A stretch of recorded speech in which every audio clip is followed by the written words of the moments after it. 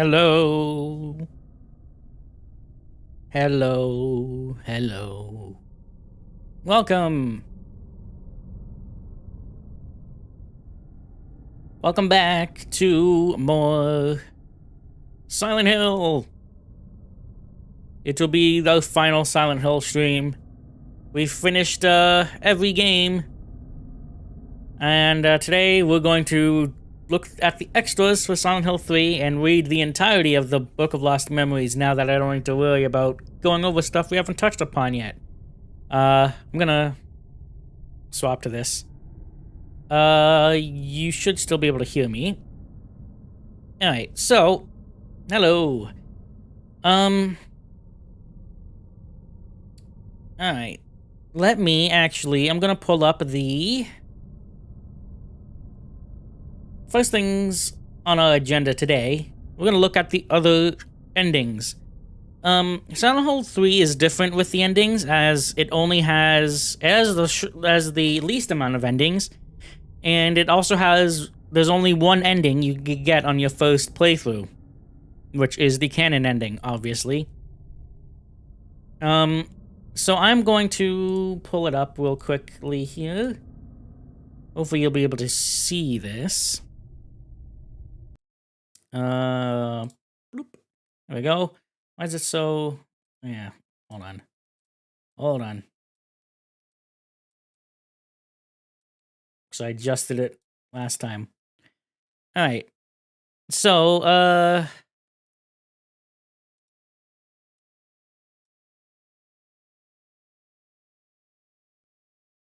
yeah.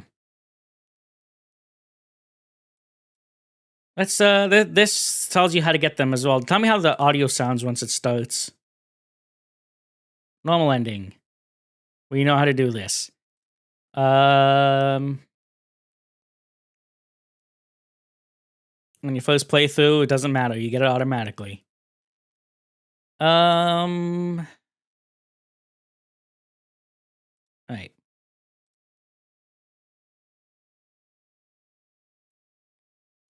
Actually, I don't know if you'll be... Oh! You won't be able to hear that. Hold on. You should be able to hear this now. Really freaking loud. Possessed ending. Beat the game at least once, then play an extra new game. Yes. Oh god, it's getting... You have to take at least 2,000 of damage, kill many enemies, at least 100 enemies. Video is quiet.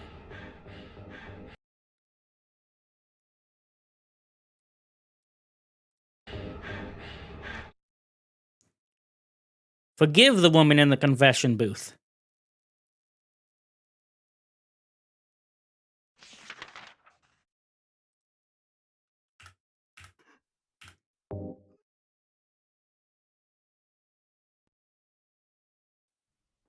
I forgive you.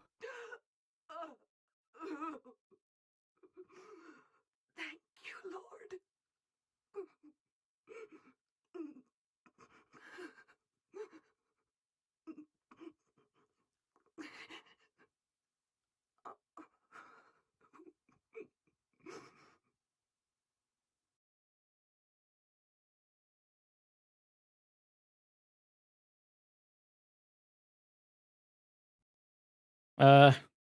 Okay. And then that should, yeah. Okay, so so on your second playthrough, you have to just take a bunch of damage, kill at least 100 enemies, and then forgive the woman.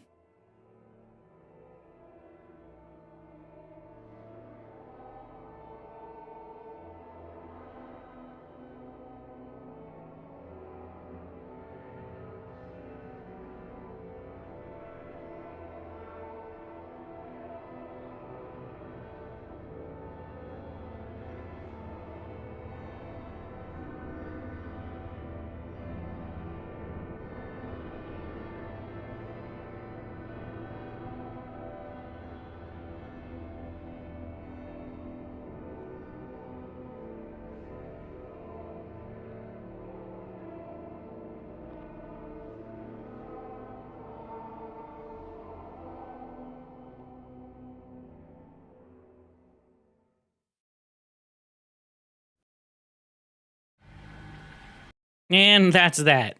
Yeah. Don't have an explanation for that. She just kills Douglas. Alright.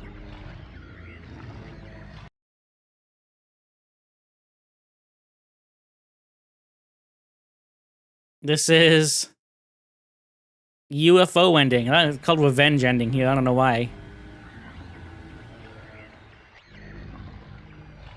Beat the game at least once, then play on extra new game. Okay. Yeah, I'm just gonna show off this.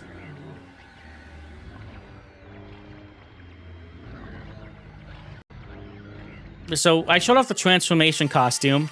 However, kill at least 333 enemies accumulated. So this is accumulated between playthroughs. It's not all in one playthrough. There's not enough enemies for that. And then, so yeah, you unlock Heather Beam, which allows you to do crazy, lets you shoot lasers from your eyes. If you have I'll show this off after in more detail. Use Heather Beam to kill at least 31 enemies before entering Heather's house.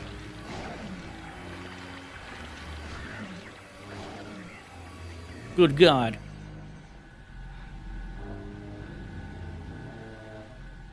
Do not equip any weapon to activate the Heather's do not equip any weapon to activate. So yeah, you get, for getting 333 enemies, you unlock Heather Beam. But if you have if you have Heather Beam unlocked and you're wearing the transformation costume, you unlock Sexy Beam, which is a more powerful version. That's right there. Yeah.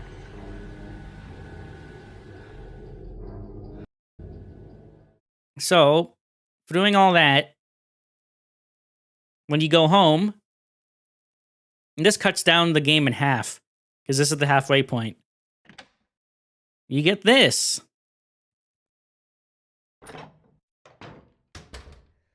I'm home, Dad. Listen, something crazy is going on. Cheryl, you're back. What happened? Well, it's like this. And that's about it. Oh, my poor little Cheryl. I can't believe that. I'm going to Silent Hill, and I'm gonna bust some heads. Oh, Dad, you're the coolest!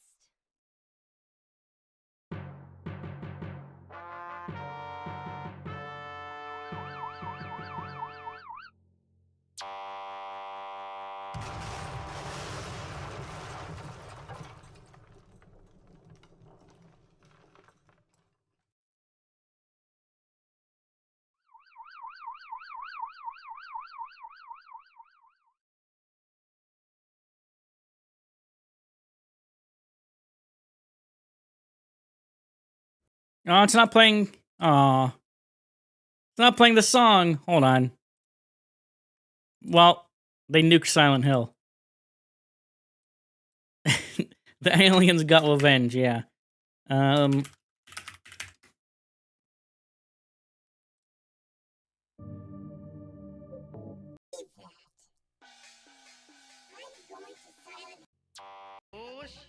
we go. Enjoy the song. それじゃあそんな成長期のみんなでサイレントヒルの歌を歌おうかな。よーし、いくよ。ワン、ツー、ワン、ツー、ゴー、ナナ。シェイク、ヨーメン、ヨー、ヨー、ヨー、シェイク、シェイク、シェイク、ヨー。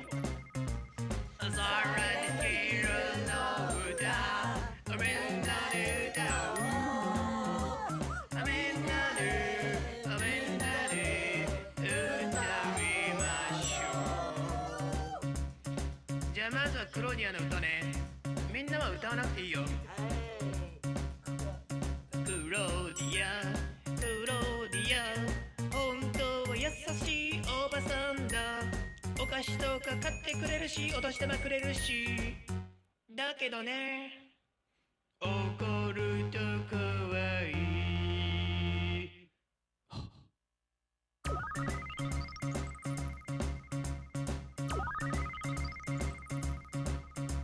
さらに昼の歌をみんなで歌おう。みんなで歌いましょう。次はヴィンセントいくよ。ヴィンセン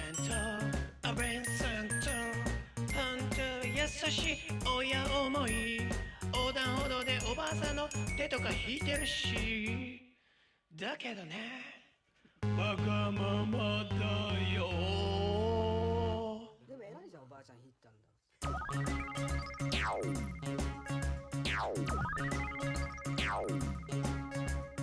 さらに昼の歌をみんなで歌おう。みんなで歌いましょう。次はダ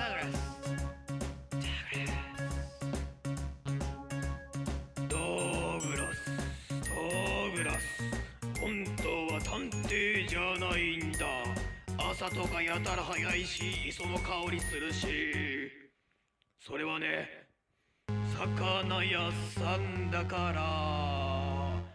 カンパチですよ。カツオください。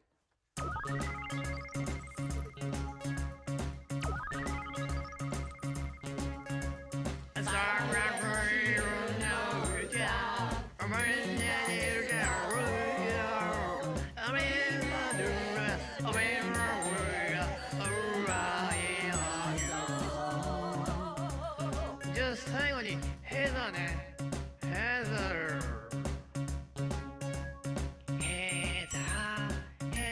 ー、本当はバツ1、2児の母。育児とか大変だし、パートも行けないといけないし。だってさ、ヤンママだからなめんなよって感じ。さらに昼の歌、みんなで歌おう。みんなで歌いましょう。さらに昼の歌、みんなで歌おう。みんなで歌いましょ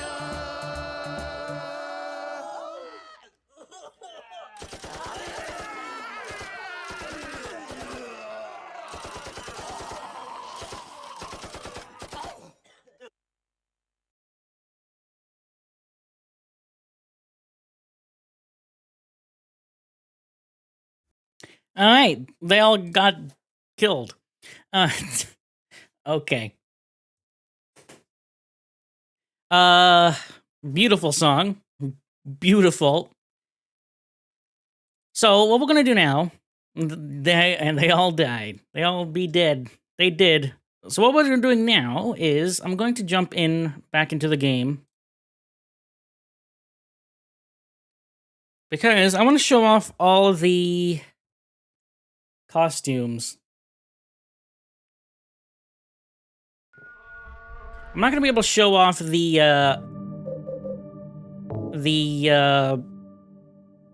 what is it? The other weapons. I can show off. Well, yeah, I can show them. I can show it off later. I showed off. The submachine gun. I booped a little bit. Excuse me. The unlimited submachine gun and the lightsaber thing, the beam saber. But I won't be able to show off the flamethrower. Give me a minute here.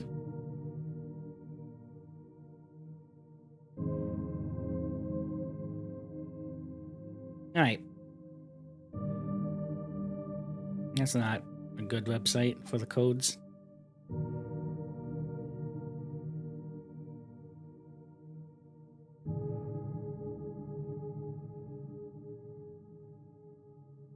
The heck? That's not... Yeah, this will be good. Right here. Bum-ba-dum-ba-dum-ba-dum. I think. There we go. Okay. So I did that one. I did that one. I did those 3.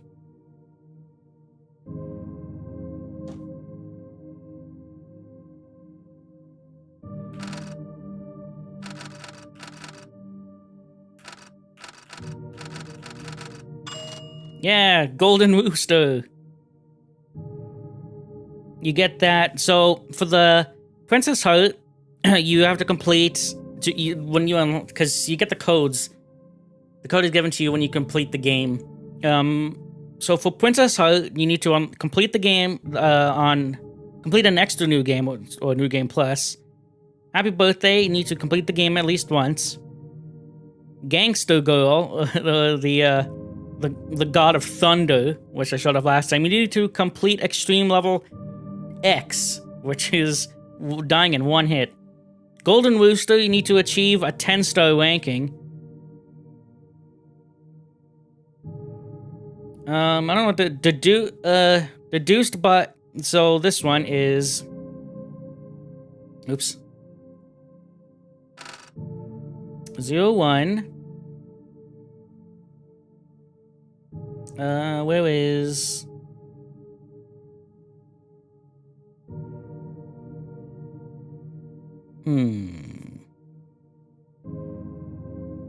Where's the underscore on a keyboard?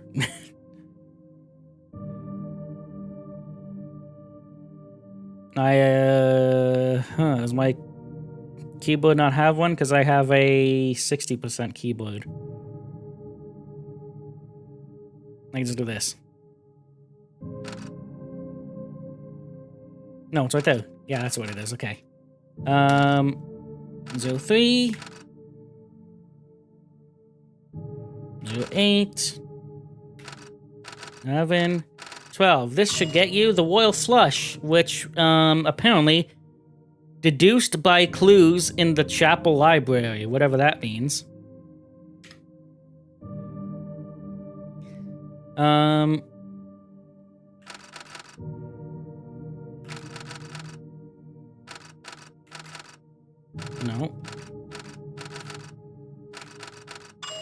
Blockhead, which you get for kill less than 10 enemies.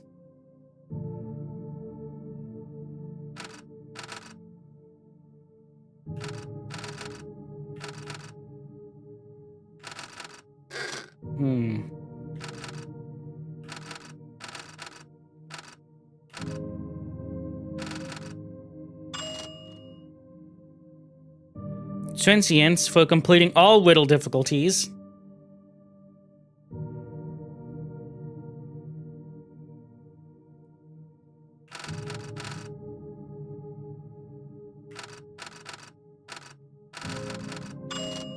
Don't touch is you could find this code in a magazine in the hospital in the woman's locker.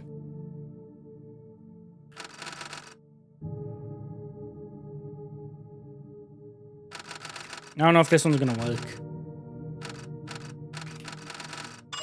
It did. You can find this on the Silent Hill 3 website. Now these ones, they're probably not gonna work. Because these are promotional stuff.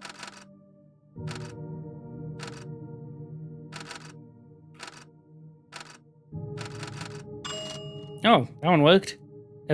Killer Rabbit. For official Brady Games guide.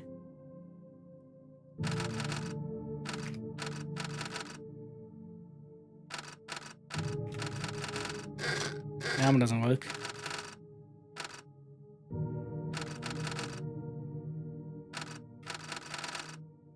No, I'm doing this wrong.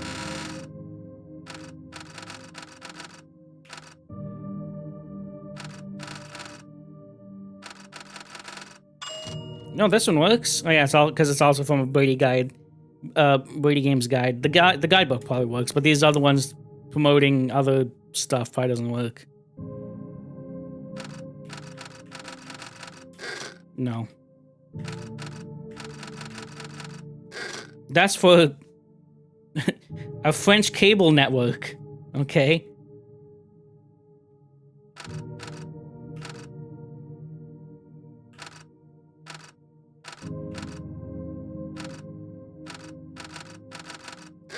Nope, that one was for Electronic Gaming Monthly. That one's always for the Game Informer.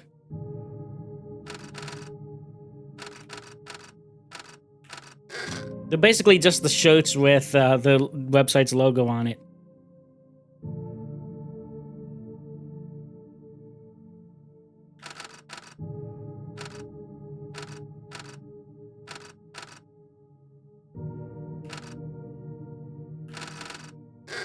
Nope, that's from a Scandinavian gaming magazine. Wow. I'm just doing it just in case you never know what ones might be on here.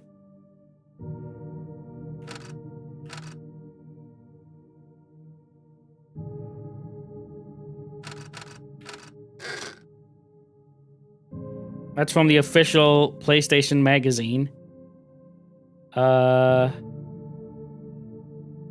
Yeah, okay, these are not gonna work.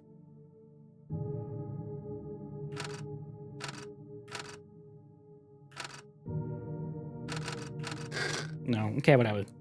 There's pictures of them all here on the website, on the wiki. So I could show off those. Hello! Welcome. Nice to see you. It's good to see you again. Alright. Doesn't matter what I choose here. Showing off all the unlockable costumes. I'm already wearing one. Okay, what does this say? Wish there was a better angle. What's that say? Silent Hill. It's a zipper on it. Alright, let's see.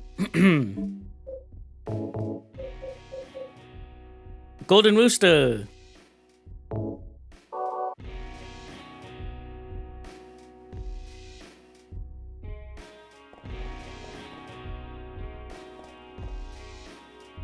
Dun dun dun.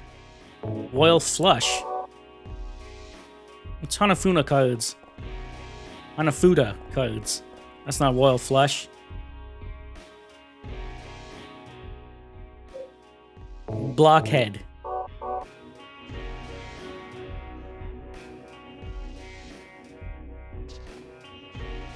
Okay.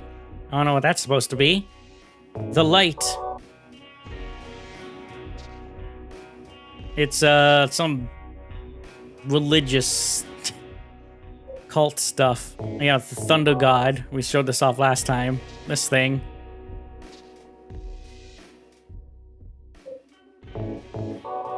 Killer Rabbit. The lobby shirt. There's a dead one on the ground.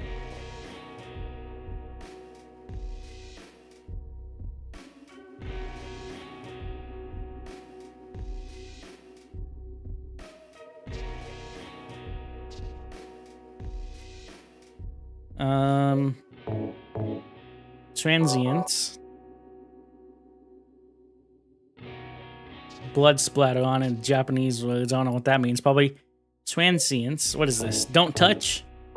It's an X with don't touch on it. Be kind. Learn. What does that say?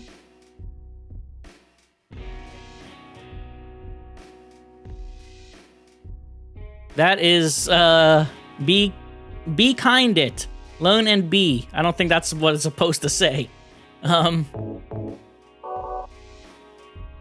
The Silent Hill shirt with Heather on it. Then the Zippo shirt.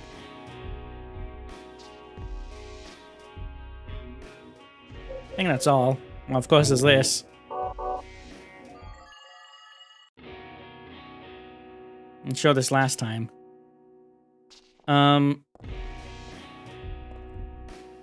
I didn't kill 333 enemies, so I can't shoot lasers or anything.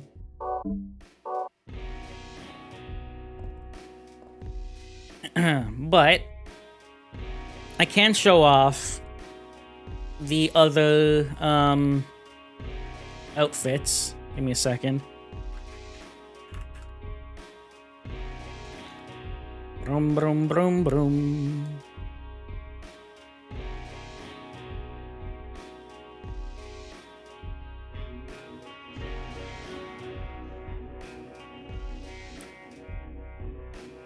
Dun, dun, dun, dun.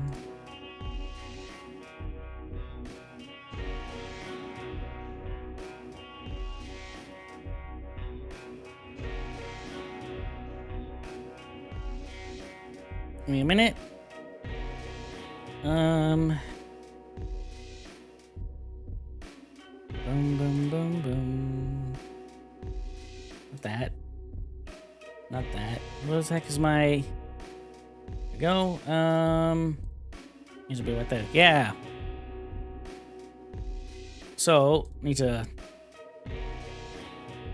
I can't see that on my screen. The heck? Okay. Wait.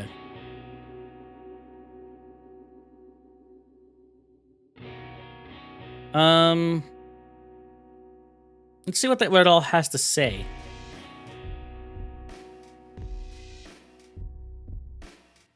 Turn that off.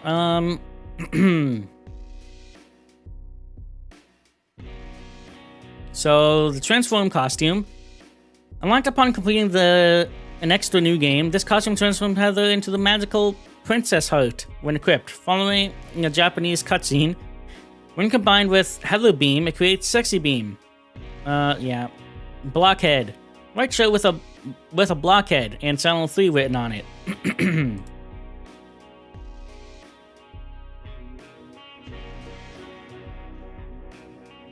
Following a very Japanese cutscene. Don't touch. Publisher with "Don't Touch" sign on it. In the magazine, Woman's Locker Room. Next new game only.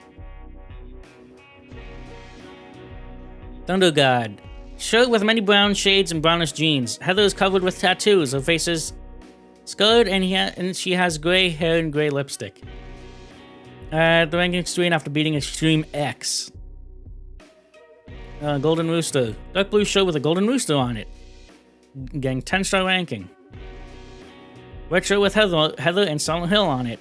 Beating the game once. Killer Rabbit. The Brady Games official guidebook. Yellow shirt with amusement park rabbit mascots. Mean Robbie the Rabbit. I love you. Famitsu magazine and the Brady Games magazine. Green shirt with yellow design with Japanese characters. Wish it said what it meant. Orange cards with orange shirt with cards on it. Decipher from the... Okay.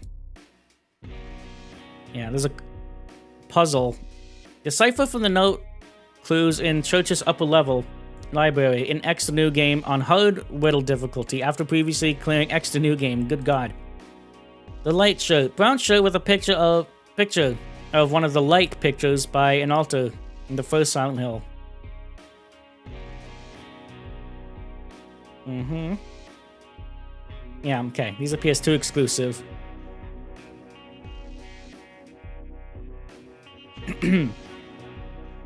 Blue shirt with written the harder they... Okay, that's weird. Game Informer. Gray shirt with Game Informer logo. Game Pro shirt. Yeah, see, it's just the website's logo. With the website's logo on Game Spy. Something wicked this way comes.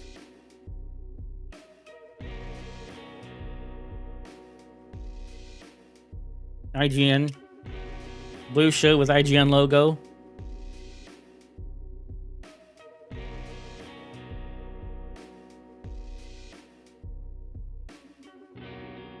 Yeah.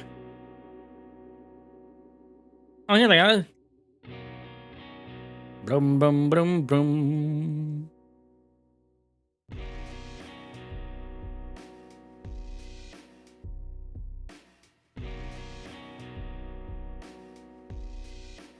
Wow.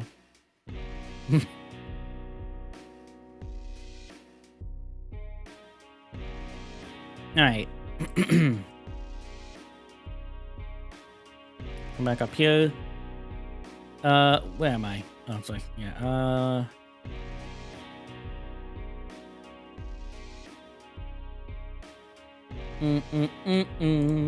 There is...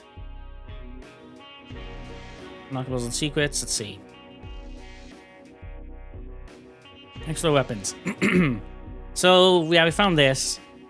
unlimited submachine gun, the beam saber.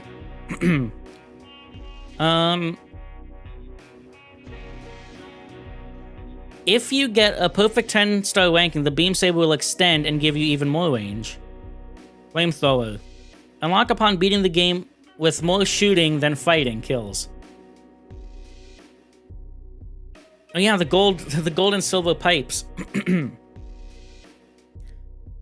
Unlock after completing the game just once. The gold and silver pipes are found in form of secret. First, you must obtain the standard steel pipe in the mall and make your way to the room with the monster in the water in the lower level of the underpass, where the dryer is used to kill it.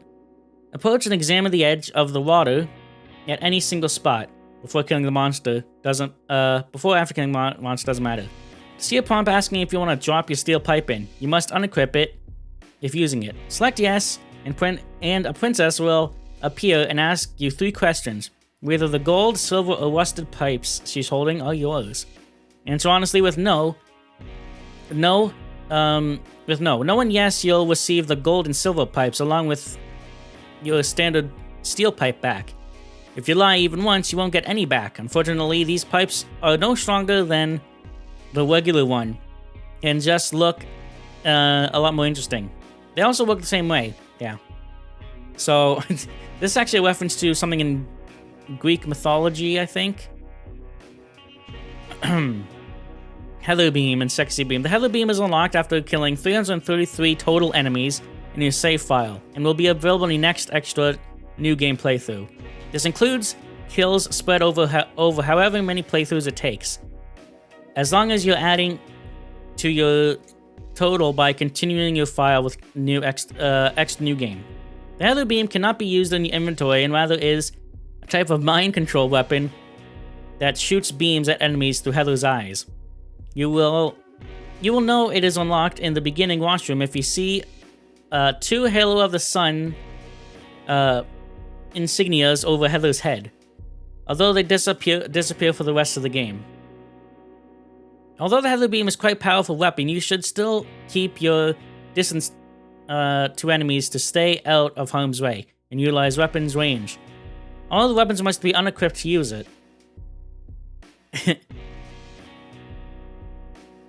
Silent Hill 3 is amazing. It's fantastic.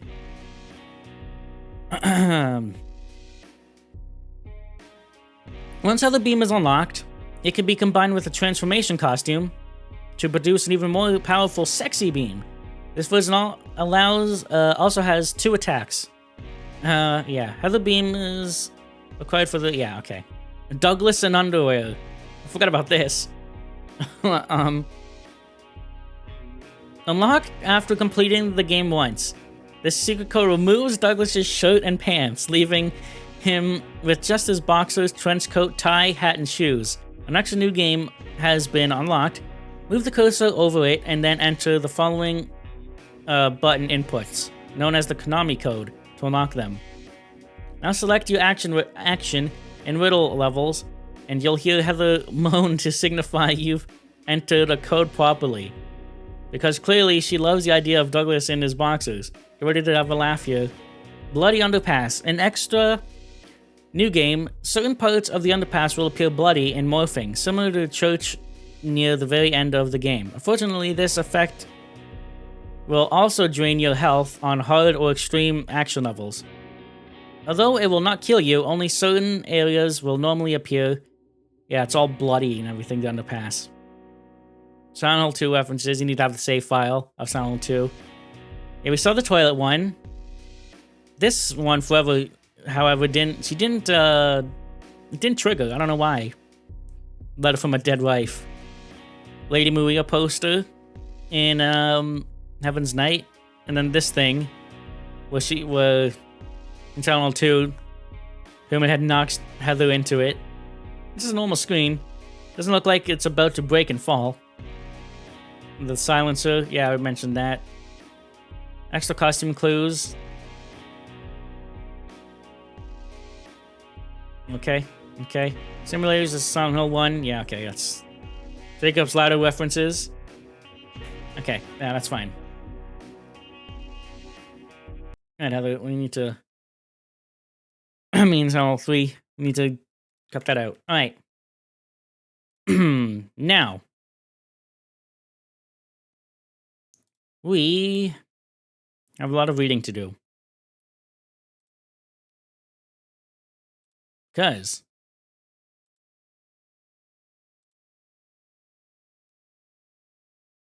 we will be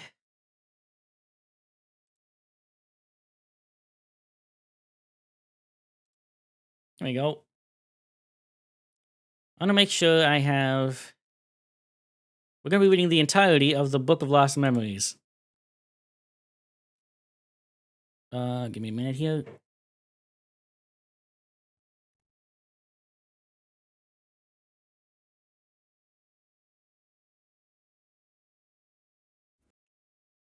Wasn't there an ending where Heather keeps just kicking God over and over? No, there isn't. She does that at the regular ending. But no, there's no ending in which she just repeatedly does that. Alright.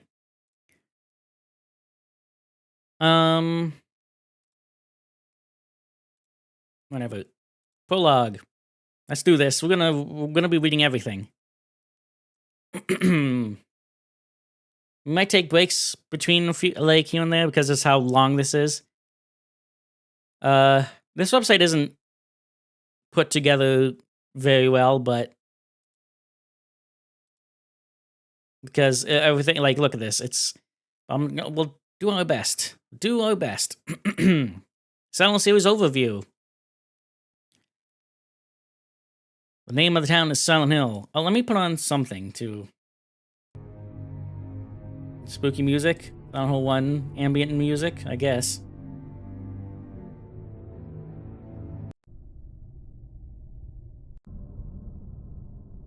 The name of the town is Silent Hill. Although it is known as a scenic resort area, it is a cursed place where the town's former inhabitants were once driven away. Brutal executions were once carried out, and a mysterious plague was once prevalent. The town is centered around Toluca Lake, from which a thick fog perpetually enshrouds the area and makes vague the reality and dreams of those who visit the town. According to those who have seen them, there were also times when things that should not actually exist appear. A few incidents have occurred in this town up to this point have gone unaddressed, leaving behind a great number of mysteries. Here and now, looking back on it all, let's elucidate these mysteries one by one. Silent Hill area map. Silent Hill is a rural town located in Northeast America. To start, let's look at a summary of the buildings and locations that have become the setting for the series. Lakeside Amusement Park. Amusement park built on the outskirts of town. The park is adjacent to the church. This is in Silent Hill 1 and 3, obviously. Lakeview Hotel. This place hasn't changed at all in 3 years. You can hardly even tell. You can't see a foot in front of you. You're freaking lying. Before the second game took place, the hotel was completely destroyed by fire. So, yeah, when you go here in Silent Hill 2, everything looks normal. Though it's abandoned, of course. And then after you watch the tape, then it's all destroyed and all crazy. You're led to believe that that is the Otherworld version. However, it's the other way around. The normal-looking version of it is actually the Otherworld version. Only after watching the tape, you come back to reality and see that it's actually all destroyed. And, yeah, all destroyed from the fire. It's only hinted towards that it was destroyed in the fire once you see a drawing in the prison. Silent Hill Historical Society. Historical Society traces the history of the town with paintings and photographs. So this is where James first sees the picture of the town's executioner, the ancient town's executioner, where and that's where Pyramid Head got its image from. Brookhaven Hospital. Hospital that was built in response to the outbreak of an epidemic that was once swept the town. Ojada Park. A park on the water that looks out onto Toluca Lake. Stone statues and monuments here commemorate the town's history. Observation deck. The entirety of Toluca Lake is visible from a viewing platform. This is the starting point of the second game. Residential area. The area that becomes the opening scene of the first game is the new town situated on the north side of the lake. Among other things, the church and elementary school are found here. So, school there, church here. Business district across the bridge is location of a shopping center and hospital, among other things. It is busier than the south side of the lake. Resort area. It's interesting here because this is the lake side. It's not gonna. There's no maps for the other game for the 2 and 3, but this is the lake here. If you were to combine the maps together, Silent Hill 1 with the 2 and 3 map, I believe this would be somewhere to the upper right, while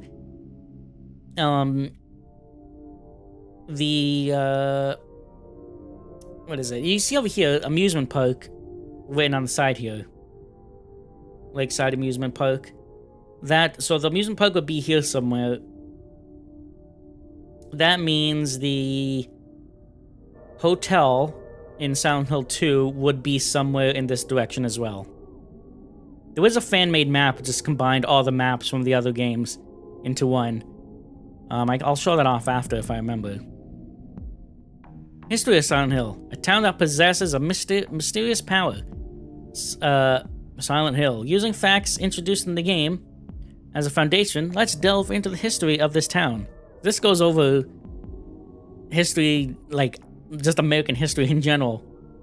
You see here, in American history, in relevance to Silent Hill, because there is a lot of American history tied into the actual lore of the games, the actual town itself. Before the 16th century, Native Americans conducted rituals here. This land is valued as a sacred place. Native American religion, see folklore. In Native American religions, right? So this, Native Americans conducting rituals here is not the same as the cult that you see in the games. We'll see later. Around 1607, England began colonizing North America. And then, late 1600s, settlers begin to come to Silent Hill. 1692, solemn witch trials in Massachusetts. Early 1700s, a mysterious epidemic breaks out, and the town is abandoned. 1776, U.S. Declaration of Independence. 1789, first presidential inauguration of George Washington. George Washington is canon.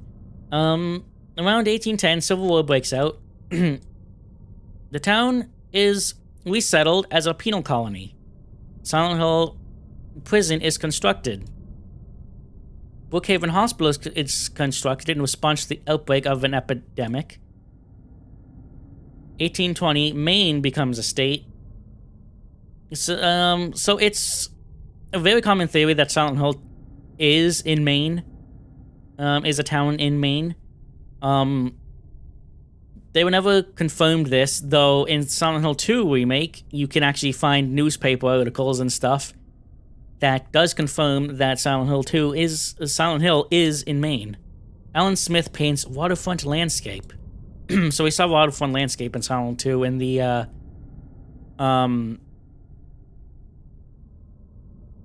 the Historical Society. 1830, beginning of first removal policy for Native Americans. Around 1840, Silent Hill Prison closes. So, right here, 1810, Silent Hill Prison is constructed. 1840s, he closes. Around 1850, a coal field is discovered, and Wilt's coal mine opens, which leads to the revitalization of the town. So, yes, there is in fact a coal mine in Silent Hill, but it has nothing to do with the coal mine in the movie, or the real-life town of Centralia, Pennsylvania. They are coincidences, and the game's town was not based off of that town, of the real-life town. Only the movie's version of the town was inspired by that real-life town, which, if you don't know, the real-life town of Centralia is a ghost town, which has a coal mine underground that has been burning for like freaking 50 years. And it caused people having to move out, and all the roads and all the houses to be absolutely destroyed by the fire. All the roads are cracked and everything, and just completely crumbled because of the heat. Outbreak of American Civil War in 1861. A man called Chester and his son both participate in the war. So all these stuff have to do with things like comics and the arcade game. 1862, Toluca prison camp is constructed for POWs, whatever that means. 1865, culmination of the Civil War. 1866, the prison camp is converted into Toluca prison. Around 1890, end of Native Americans organized resistance. At this time, people everywhere in the town mysteriously disappeared one after another. Early 1900s, Toluca prison closes, and Silent Hill becomes a sightseeing area. So, in Silent Hill 2, in the Historical Society, with those really extremely long stairs, you actually end up in Toluca prison. I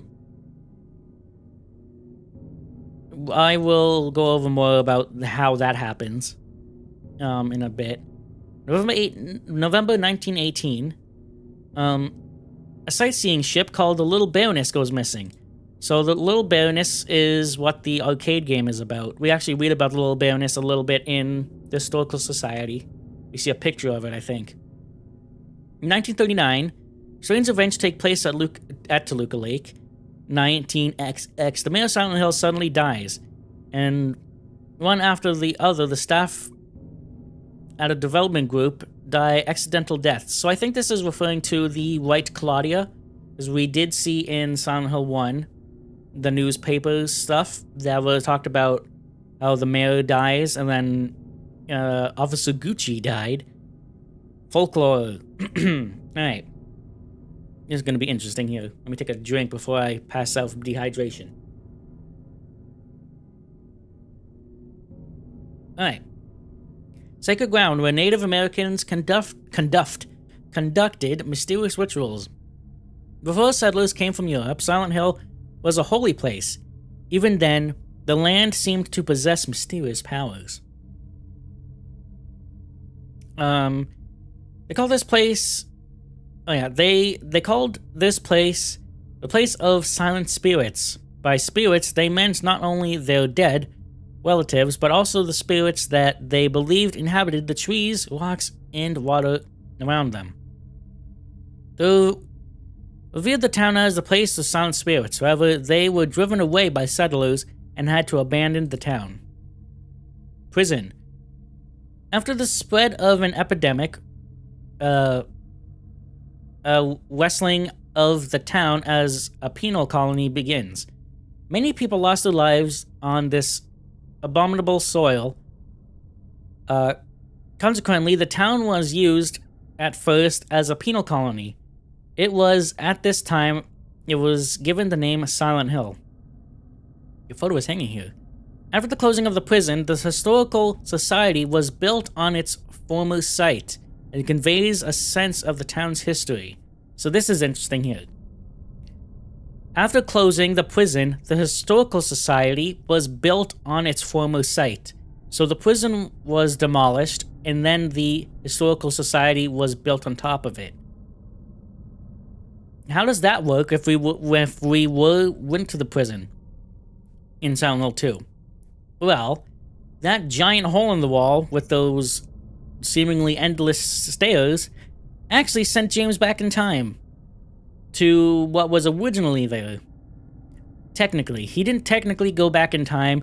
It was more so the town projecting the prison that was once there into James's mind.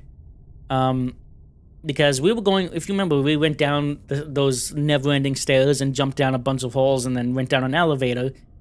Yet after the Eddie boss fight, we just walked through a door and we were at the docks, which was right behind the right behind the Historical Society. So it was all just, that whole thing was all just a complete manifestation. It was a vision, not a vision of the past. Like, it was a projection of the past, I guess you could say. Epidemic. This hits different now in this day and age, doesn't it? Once more, the threat of a plague steadily wraps the town in darkness. The town was stricken by an epidemic. It may be that because of the unforeseen deaths of the town population, as well as the thoughts and feelings of the prisoners, the original power of the town held was greatly distorted. The current incarnation of Brookhaven Hospital has existed since it became large-scale in the late 1800s. The Civil War. The town is drawn into civil war that divided the nation in two. The Civil War occurred in 1861. The stone statue by the lake is a memorial to Patrick Chester, a soldier who fought in the war at the time. Though the conflict was originally born from political opposition, it was distorted by future generations into an issue concerning the birth of the religious cult. Toluca Lake. After becoming a sightseeing area, a series of misfortunes befell the town. However, due to a succession of boating accidents, the town gained a poor reputation as a sightseeing area. So this boating accident thing, succession of boating accidents, I think this is the links back to the Little Baroness ship and the arcade game. The famous Toluca Lake is a place that overflows with atmosphere. It is known as an ominous lake that has become completely shrouded in pervasive mist. Next page. Alessa's history. Alright. Silent Hill is a town where an ominous god is worshipped, and where those who hold darkness in their hearts gather. This is a look back at half of the lifetime of the young girl from whom it all originated. 20 years ago, one after another, the staff at a development group die accidental deaths, mysterious consecutive deaths. The staff of a company that was working on developing the town as a sightseeing area died mysteriously one after another. Because of the extent of the mystery surrounding the cause of these deaths, it was rumored that there was some connection to the town's religion. And several people connected within developing the town died in accidents. It was thought that the mysterious deaths overlapped with the strange faith of the town's past. 14 years ago, Alessa is born. So this is in the point of view of Silent Hill 1. So 14 years before Silent Hill 1. Alessa is born. Alessa had unique abilities since she was very young. In school, they called her a witch and tormented her by excluding her and scribbling on her desk. In Nowhere of the first game, we catch a glimpse of the pain that characterized Alessa's childhood. 12 years ago, Claudia is born. So she is 2 years. So Claudia is 2 years younger than Alessa. 2 years after, yeah, it's right here. 2 years after Alessa, Claudia is born. The parents of the two girls were of the same faith, and it seemed that they were on extremely good terms during their childhood. There are playing cards on the floor. I used to play a lot. In Lester's room, memories of the two of them remain. 11 years ago. So this is a mistake here. Probably a typo or something. I don't know. 11 years ago, Harry suffers the death of his wife, which is not true because Harry and his wife found Cheryl, so it can't be. This just doesn't make sense. So just remove this. 7 years ago, Cheryl is born. Dahlia's ritual. A fire breaks out that burns down 6 houses in the business district. It was declared that Alessa's dead body had been found at the Gillespie house, which was the origin of the fire. However, the cause of this fire was a ritual that Dahlia conducted using her daughter Alessa in order to bring about the coming of God. Lisa nursed Alessa, who was made to continue living by the means of an incantation. Kaufman probably replaced the body. So, it said that, over here it said,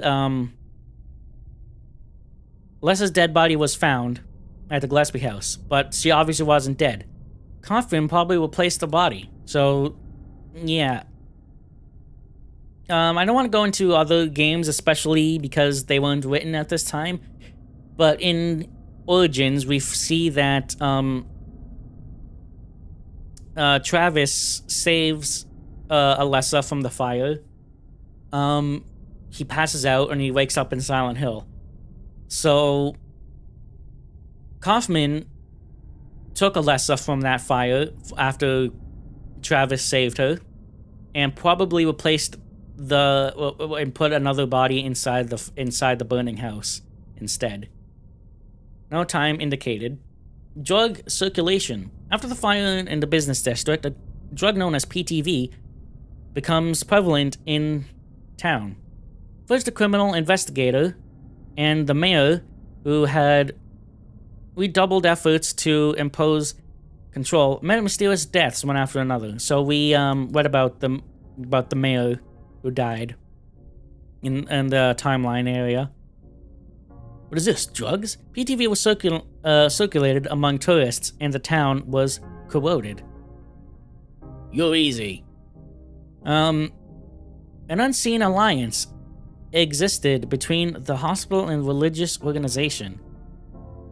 Zero, whatever that means. Silent Hill. Heather is born. Heather is born. Okay. Alessa, 14 at the time. So this is going over Silent Hill 1 now.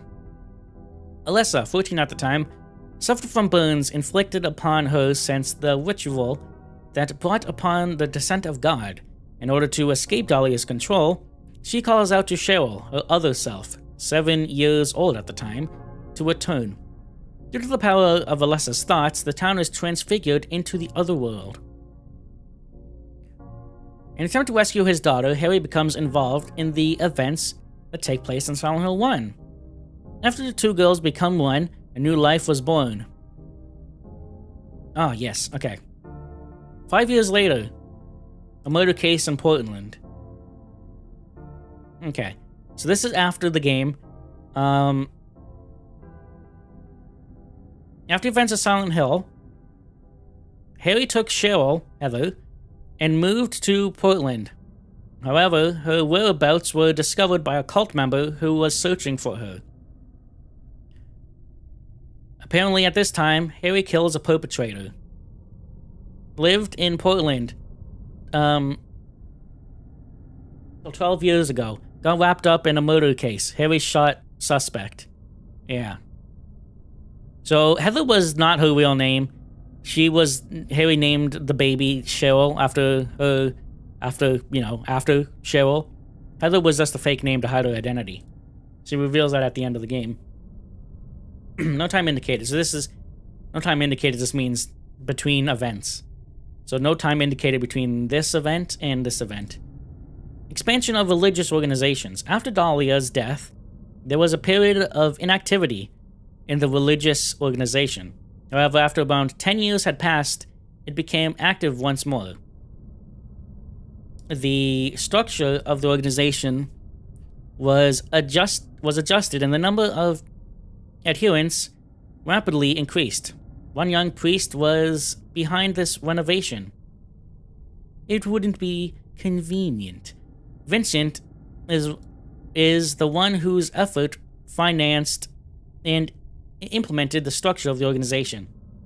So I do like Vincent's character, how while yes, he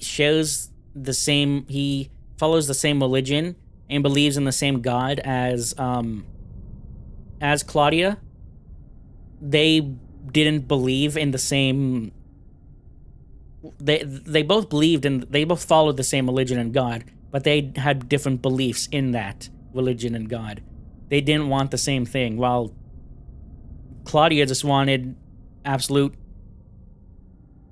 chaos to go on, and she was absolutely insane. Vincent, while being a really weird and mysterious dude, he didn't want any of that to happen. Like, he didn't want to use this God and religion's extreme powers for, like, this evil purpose. Oh, here we go. It's going to be the materialization of delusions. This is going to be interesting. Starting with the first game, the power of the town holds has intensified greatly. It has reached the point that those who hold darkness in their hearts are called to gather, and each of their unconscious minds is manifested. Deep holes appear to those who hold darkness in their hearts. 17 years later, the priestess behaves recklessly. So we see here, what was it?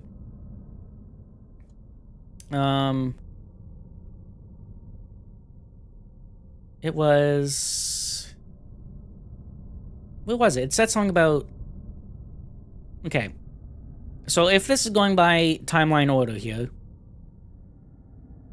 so we see 5 years later, after Silent Hill 1, this happens.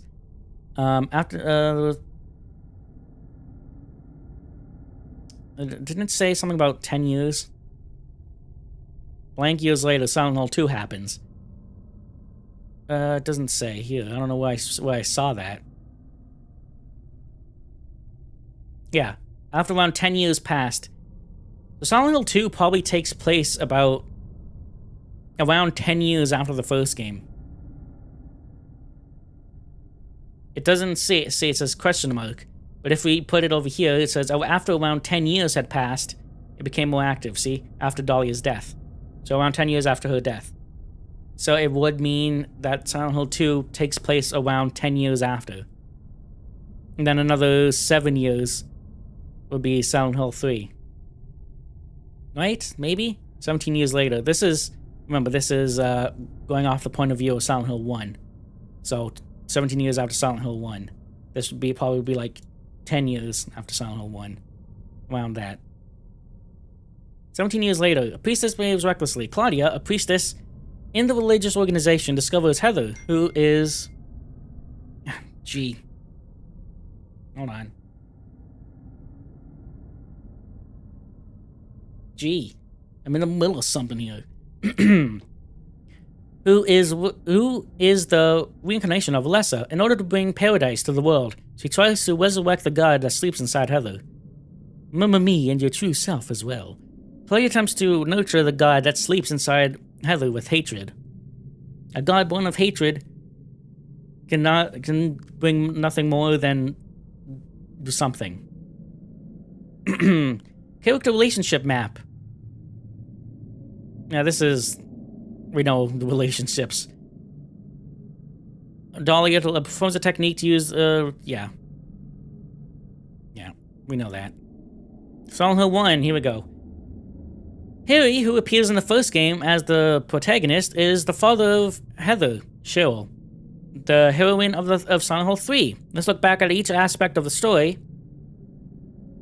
that become the starting point of the events that occur afterwards in the town of Silent Hill. Alright, I'm going to take a quick 5-minute BRB before we get into Silent Hill 1 stuff. So, because we've been going on for quite some time now. reading. So yeah, I'm gonna take a little break. We'll come back and look at the Silent Hill 1 stuff.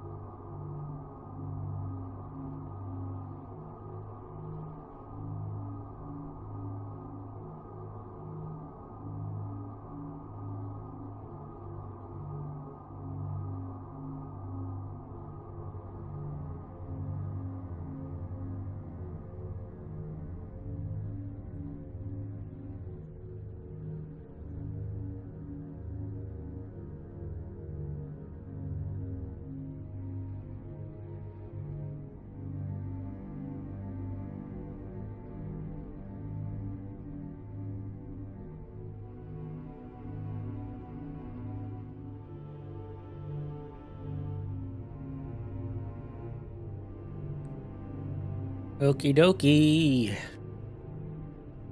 We are back.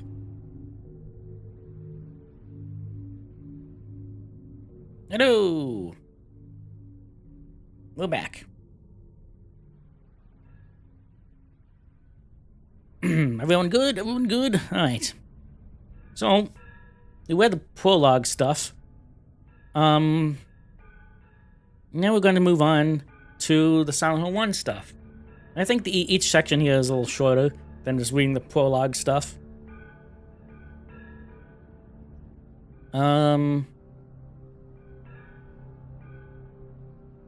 This is just the intro stuff. We already see just telling us what we're seeing. Few little things I wanna... What is it? A few things, that are interesting here.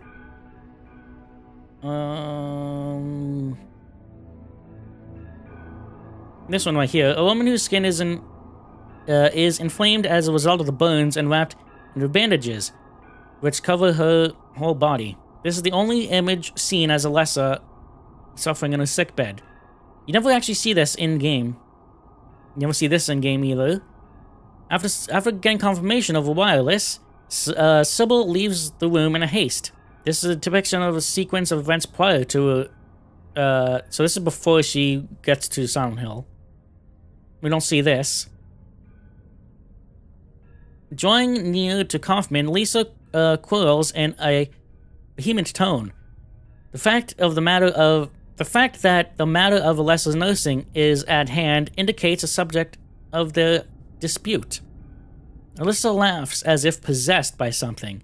Could this be the state of induced by the drug administered to her by Kaufman? And there's this one. A single house surrounded by disused telephone poles and a pool of water. Could this be Dahlia's house and where Alessa was burned in the fire?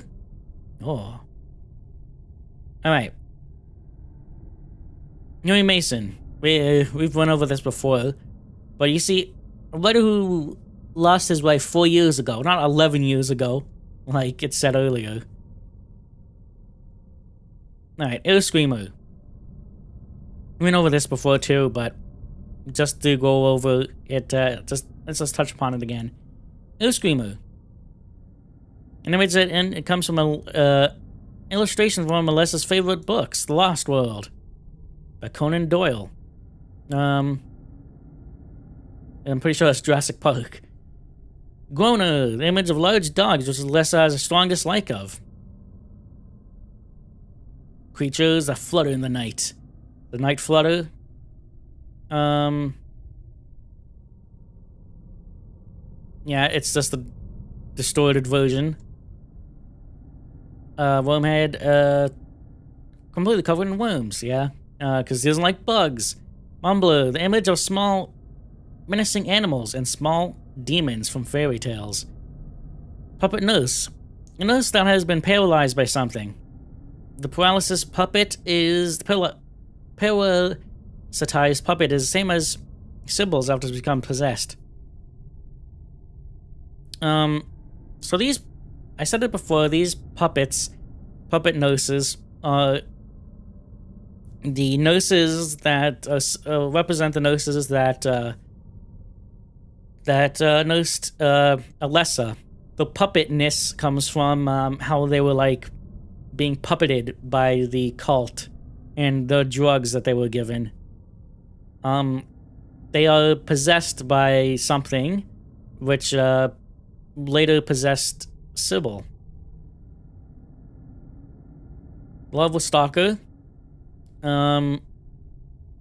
which represents memories of being teased. So this represents Alessa being teased and bullied. The doctors, same as the nurses.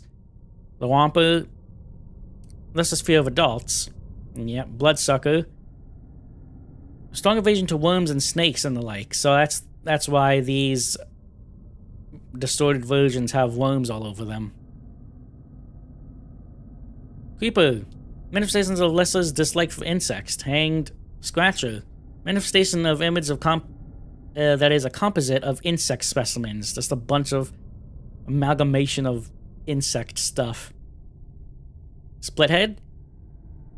Great lizard that appears to be a fairy tale from the elementary school. Yes. Dream demon, the incubus, incarnation of the mental image of the god that Dahlia had. Twin feeler, manifestation of image, and insect specimen from Alessa's room. Yeah, when we saw these, the butterflies and moths and stuff in Alessa's room. In case of the bad ending, Alessa/incubator appears instead of the incubus. Alessa's mental image is projected. So yeah, if you remember in Silent Hill 3 where we were talking about the Saint Alessa, this is what I was talking about, who Saint Alessa I think is supposed to be. Let's see here. The first game has 4 conclusions. Play out depending on what the protagonist's actions. Good, the orthodox ending. It's connected to the third game. After Incubus is defeated, the woman appears once again. She presents Harry with a baby. He escapes the town and keeps the town, and once again raising the child found in Silent Hill. There's Heather. It was all a delusion? The incident ended with the crash. Suffering from the knowledge that his daughter may have been taken away from him, Harry involuntarily collapses. The final scene depicts Harry's form with blood streaming from his face. He already seems to be unconscious. It was all a dying man's delusion. Good ending plus. An ending that has a hidden aspect of changing the opening image. Sybil is one step ahead of Harry and finds her way to Dahlia before he does. However, her handgun is useless because of Alessa, who has regained her powers. When the woman presents Harry with a newly born baby, she shows him which way to go in order to escape. Alessa uses the last of her power to stop falling sparks. Harry and Sybil escape to safety. Bad plus. Sybil rescues Harry, who is crushed by despair. The bullet that fires is repelled, and Alessa, who has returned to a single being, attacks Harry as Incubator. Incubator expresses her gratitude to Harry. Her voice is unmistakably that of his daughter. Sybil roughly forces Harry to snap out of it as he has crumbled from the pain of the loss of his daughter. Hello? There we go. Silent Hill is credits. Silent Hill 2, alright. Complex of this story of the second game attracts attention when it's shocked. Okay, yeah. We know. Light streams in through the window of the vacant sick room. It appears to be the same as Mary's. So much stuff, yeah. Mary's sick room, which is seen in the endings. Countless objects are sucked into a hole at tremendous speed. The image does not appear in the main part of the game. The strange creature lurks in the innermost darkness. It is a vision that represents what lies hidden in the depths of people's hearts. What is this? It's just...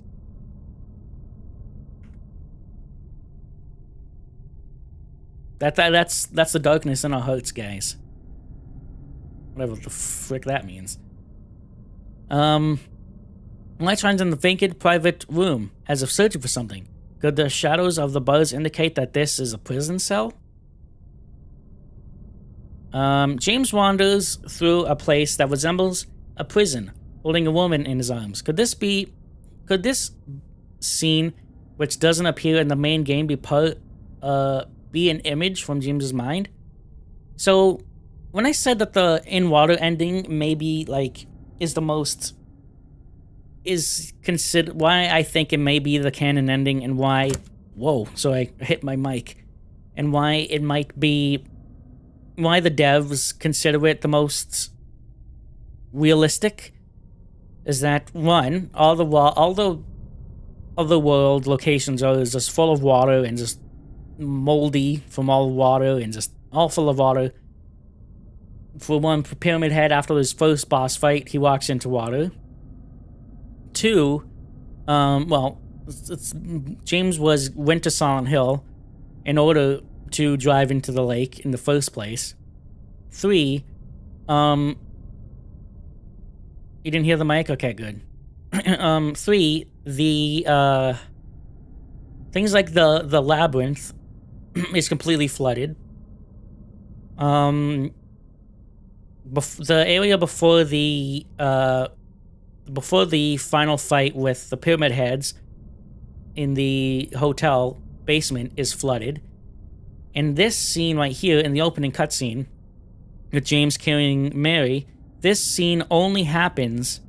You only ever see this happening in the in Water Ending. Yeah. Laura gives Eddie a kick while he sits on the street. This scene indicates that the two of them met by chance on the way to Silent Hill. Let me actually come back here. I want to go back to here. In the observation deck of the first game, you can see this van over here. That van is this one right here. Look at that. In contrast to 04, this time a large quantity of something is ejected out of the hole. The object seems to resemble mannequins and body parts. Because of her mouth that writhes bizarrely, it belongs to a being that portends of... Okay, yeah, whatever. Maria lies sprawled on the stage at Heaven's Night. Although the image doesn't appear in the main part of the game, she possesses a key to this establishment. She does. Alright, Silent 2. Yep, we know this. I mean, Silent 2's characters, rather. Creature commentary. Here we go again. Lionic figure. A being that resembles the image of patient writhing in agony. Manifestation of James's suffering. This also represents, from the creature designer himself, represents the kicking legs. Or not the, well, when it's, no, it wouldn't be, yeah, it would be, Mary writhing in pain and when she was being suffocated. It also was supposed to, this actual design of it is supposed to be someone in a body bag or a straitjacket. Yeah, see right here. An early design is which upper half of the creature's body is wrapped in cloth. The image of restraint is strong. Bubblehead noses. Grotesque swollen head faces the wrong way. A being that is suggestive of Mary's hospitalization. No sexualization here, like people think. These are supposed to represent the nurses that James had frustration over. This sexy nurse motif thing is just the Japanese thing. The swollen heads and infected-looking heads are represent Mary's face, because her face was all swollen and diseased-looking. In this design, it carries an IV stand instead of an iron pipe. Or it carries a floor stand. Mannequin. James's natural urges and inclinations.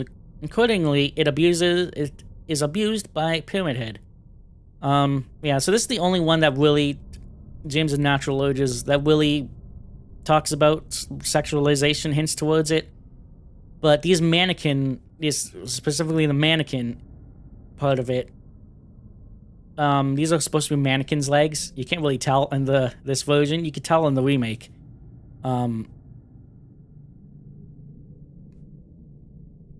If the heads are backwards, that does make me wonder if the nurses were talking behind James's back. That's a good theory there. I never really thought about that.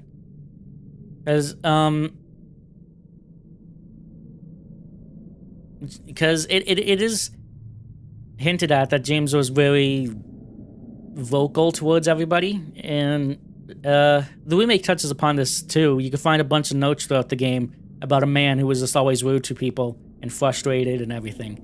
So that could be the case. But these legs, supposed to be mannequin's legs, just like the name indicates. Can't really tell in this version though. They're supposed to be. They also represent how Mary's loss of movement, how she had to stay in bed as she couldn't move. So these fake legs. Also, what this design is supposed to be. The Mandarin. Mandarin symbolize feeling of overwhelming, incomprehensible anguish. For this reason, it is not permitted to stand above ground. So this could either be representation of James or Mary just feeling trapped and wishing to escape. Every time you see this, the underground, clinging to cages or fences, feeling overwhelmed, incomprehensible anguish. They just feel trapped and full of anger and frustration. Pyramid Head. Pyramid Head takes the appearance of an executioner of times past, but is actually incarnated from the part of James' consciousness that feels that he deserves punishment. On top of the bed-like form, two covered reclining figures, a symbol of Angela's past.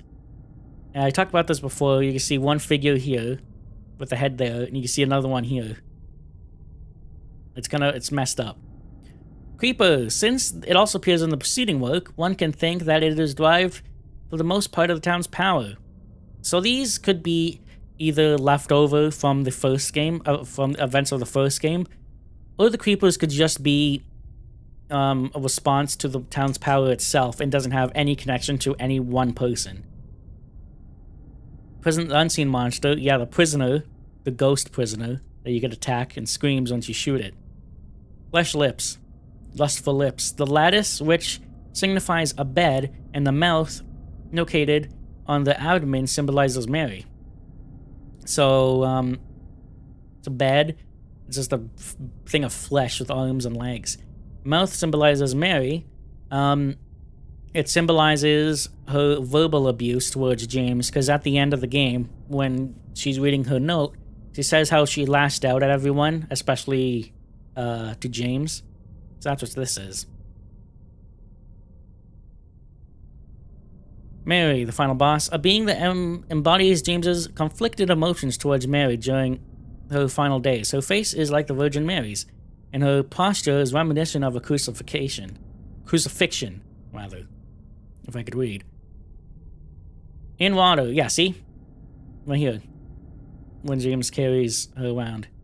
Carries her, like the intro. Of the four conclusions, there was no one correct interpretation.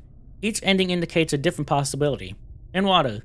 He came to this town to take his life in a place of memories. James lifts Mary's lifeless body in his arms and leaves the sick room. His destination is... After the violent sound of brakes, the view from beneath the surface of the water fades in. Finally, the screen fades to total darkness.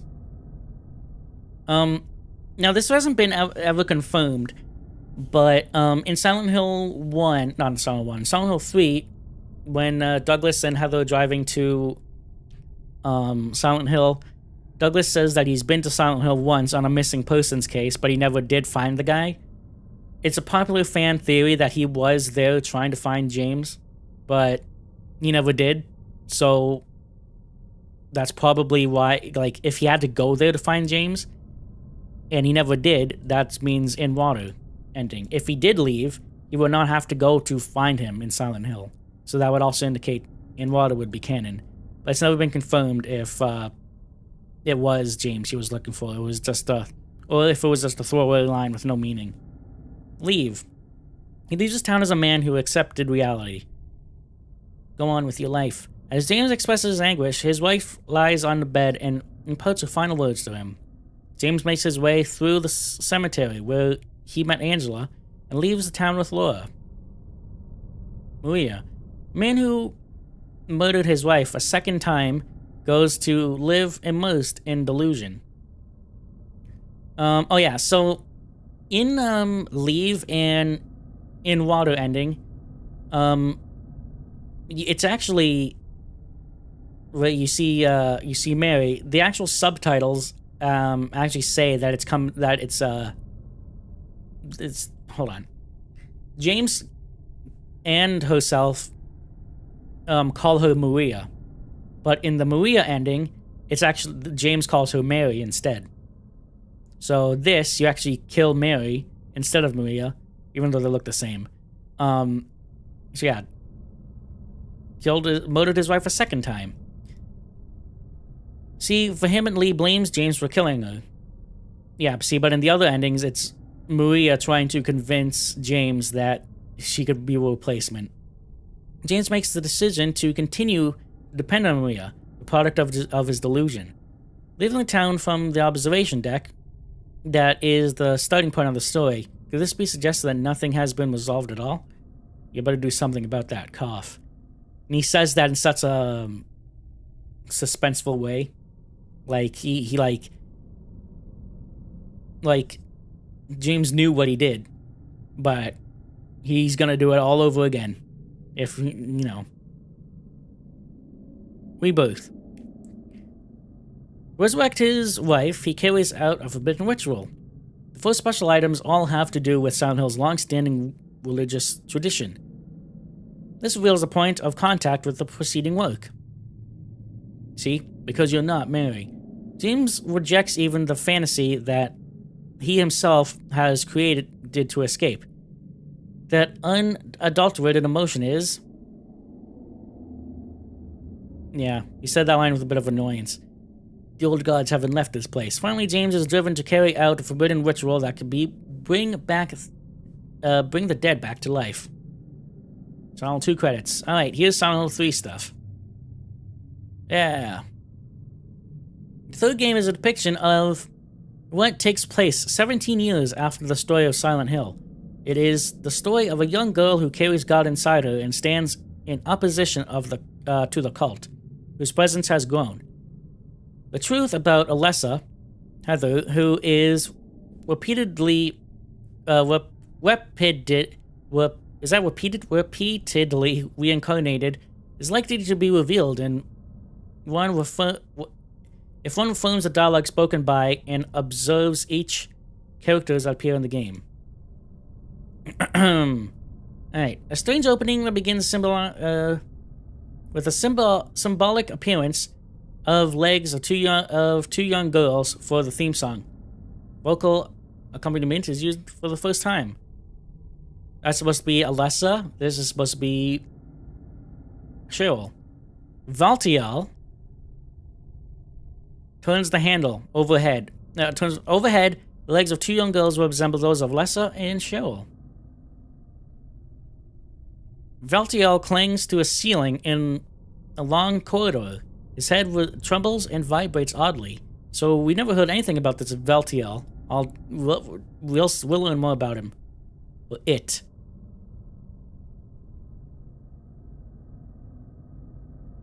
A split worm creature attacks Heather. Its appearance resembles that of the split head that appears in the first game. Valtiel drags Heather's body away after strength has run out. In certain locations, seeing this scene is the same as getting a game over.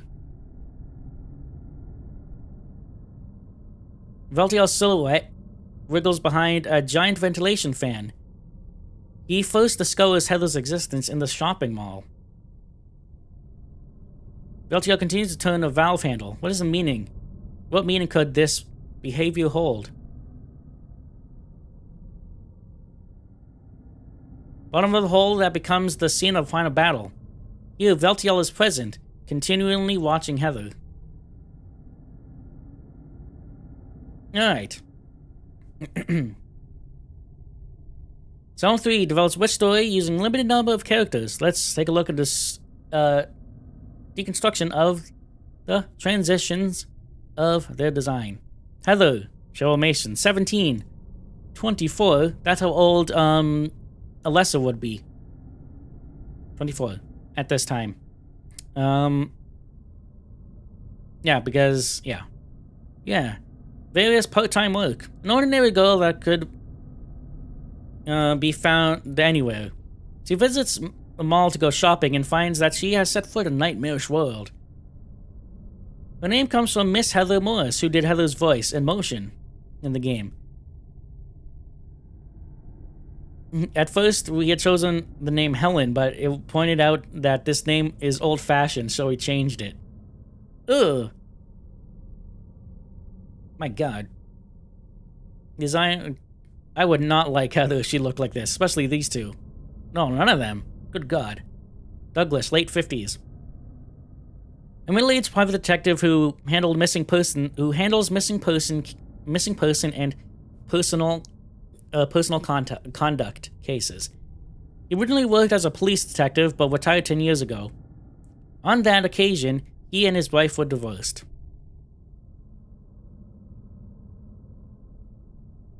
Claudia Wolf, she's only 29.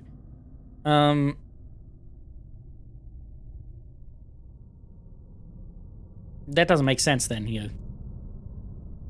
Because she would have been... Says she was supposed to be...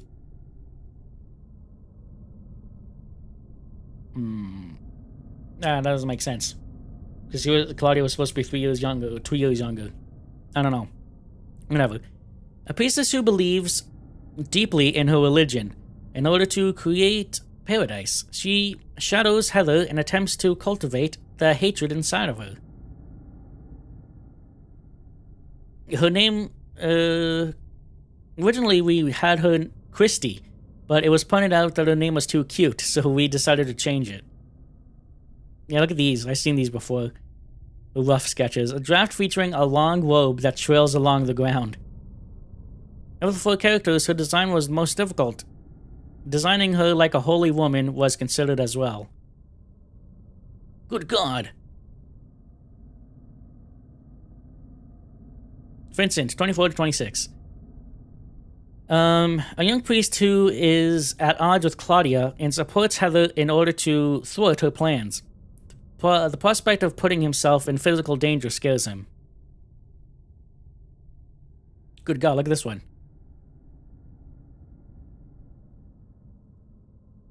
Alright, here we go. Now, if I remember, the Silent Hill 3 monsters don't have a whole lot of symbolism to them. Numb Body, which is with long, slender legs, comes in various sizes. It is given the name Numb Body due to its slow and clumsy movements, and the fact that its body appears pale as if frozen.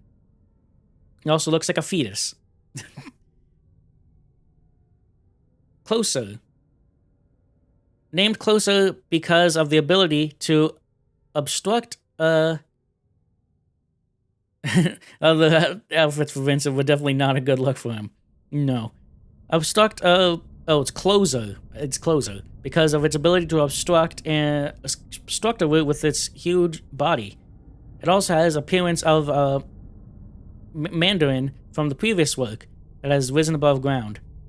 It was said by the creature designer that these only resemble the Mandarins because he liked the Mandarin design, but they were just so underused in 2, and you could hardly see them, so they modified the design a little bit. Double head. Split head. It appears is greatly influenced by the image of Alessa after she was incapacitated due to fire. It's all bandaged up, like it was burned. But she also doesn't like dogs, if you remember from the first game. Sloper. Sloper named for its habit of slurping up the rust-colored blood in bits of flesh that stick to the floor with its pointed bill. Ugh. Pendulum. Pendulum, so named for the way that it moves and attacks while the upper half of its body rotates. This thing sucks. Insane Cancer. Cancer running wild. So named because its outward appearance is suggestive of a cancerous mass. There's something that just shouldn't exist. Nurse. A nurse that roams the halls of the hospital. Maybe that the nurses of the hospital transformed into monsters, but the details are unclear. Splitworm. It is patterned after the split-head creature that appears in the first game.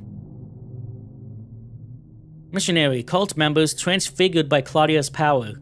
To Heather's eyes, the appearance it takes is that of a monster. So these guys are cult members that were just transformed into monsters. Glutton. Now, this weird thing. We only see this once. It was just a barrier we had to find the riddle for. Or not the riddle, the poem for. Glutton, although it is a monster that appears in the story from a picture book, its form is a manifestation of power of the other world. Yeah, okay. Scraper. So these things, they're just these guys, but smaller. Scraper. So named for its habit of incessantly scraping the two sharp-edged tools it carries together. Memory of Alessa. Alessa's obsession. Alessa's other mind that has separated 17 years ago. It is a memory that clings to this place. Leonard's transfigured form. The shape he has assumed is embodiment of Claudia's hatred or Heather's terrors. Valtiel, here we go. Derived from valet, as God's attendant, Valtiel observes Heather in order to ensure the birth of God. So throughout the entire game, you will see Valtiel. You first see him in the transition between the not the hospital, the mall, and the other world variant. You see him multiple times, just in inaccessible places, like behind walls, behind grates and stuff like that, just watching you. It's very subtle. You don't see it a lot. It's hard to tell sometimes, but he's there. He always watches. I want to search this up because I know for a fact that he's based off of something.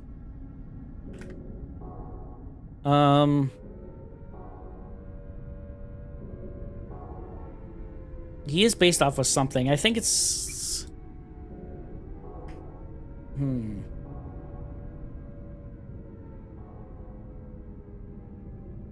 I forget what it was, but he was inspired by something like... Yeah, it said God's servant, or whatever. God's attendant. But I know that there was something about being like God's eyes or something.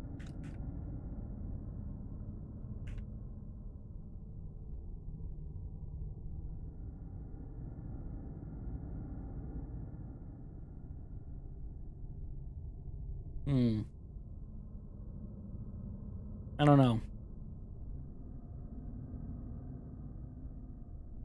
Can't find it anywhere.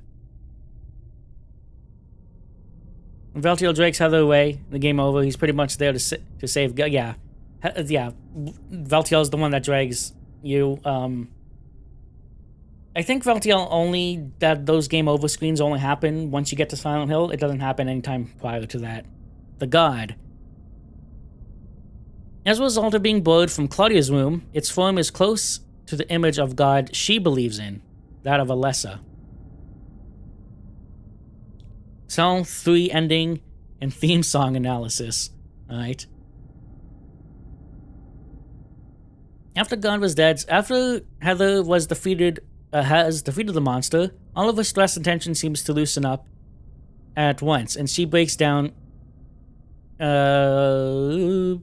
crying while calling out for her father. However, immediately afterwards, she senses someone is there and looks back over her shoulder.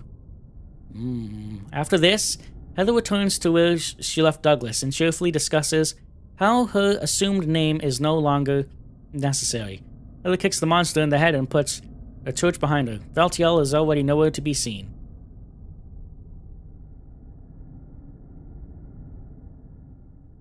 The opening theme is sung about the feelings that involve the loss of an important person. These feelings of loss become an important factor in what drives the heroine in the latter half of the game. The theme song. Letter from past days. Yeah, she does kick God at the end. This song, the insert of the song is background music is for the scene in the car driving to Silent Hill, and the voice experiencing pain is sung about hope for the future. I Want Love. This is the insert song for the scene which Heather and Douglas meet again. The two of them are in mutual situation, having lost a family member, which overlaps with the world the world of the lyrics. The song emphasizes sorrowfulness. I'm not going to read these. Ending, hometown. Memorable lyrics of the ending theme seem to be about the story of Silent Hill being told in a town somewhere far away. This is very much about Harry Mason, I think. Like, yeah. The lyrics in Silent Hill were made to fit the song from the original Japanese verses and produced the English translation. Japanese is written strictly in poetic verse, and the English translation isn't exact in quite a few sections because it was fitted to music and converted to English. Credits. Alright, here's where we're going to get some more interesting stuff here. Making of Silent Hill 3 stuff. We don't need to read this. Well, there's Q&A stuff. I'll leave the Q&A stuff to some other.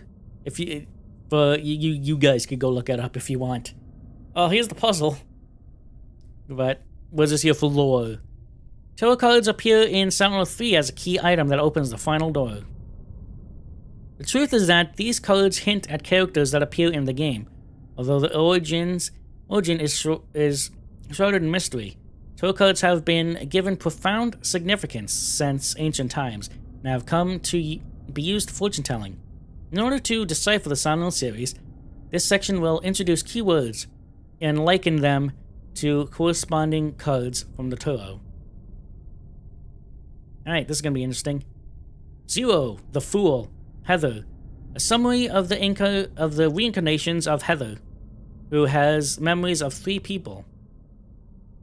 Heather, who obtained an immortal body as a result of being impregnated with God, possesses the memories of 3 people: Alessa, who received severe burns due to Dahlia's ritual; Cheryl, who was separated from Alessa as a result of the ritual and raised by Harry; and Heather, real name Cheryl, who was born as a result of Alessa's and Cheryl's return to a single body.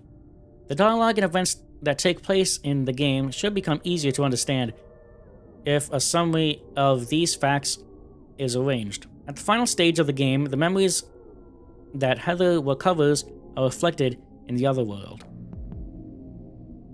An overview of Alessa's reincarnations. Okay, Alessa is born. 7 years pass. Dahlia's ritual. Cheryl is born. Another 7 years passed. Heather is born. Silent 1, 17 years pass. Silent 3. Alessa is born. 31 years. Cheryl is born. Okay, so yeah, okay. That's right. So, from the original Cheryl to Silent Hill 3 was 24 years. But it was only 17 years between the reincarnated version. It has been 31 years since the Alessa herself, the real Alessa, was born. And so that does, okay, so that's where that makes, okay. Alright, murder case that Harry was involved in 12 years ago. After the first game, Harry lived an ordinary life in Portland with his daughter. 12 years ago, however, the religious organization, which had regained influence, formulated a plan to abduct the young girl who had been reincarnated. This ended in Harry killing a cult member. Thereafter, in order to hide from the cult, Cheryl was called by the assumed name Heather, and her black hair was dyed blonde. The murder case of 12 years ago is mentioned in Douglas's notebooks, but it doesn't relate to all particular. It doesn't relate all the particulars of the case. Heather is awakened by the religious organization.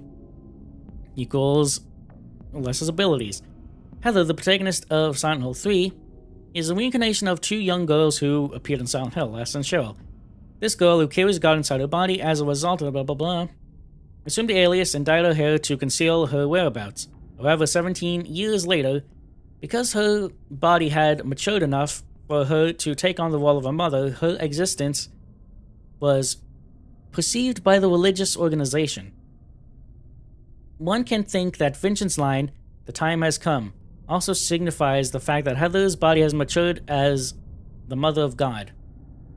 Additionally, Heather's abilities as the Mother of God are awakened as she regained her past memories in the game. The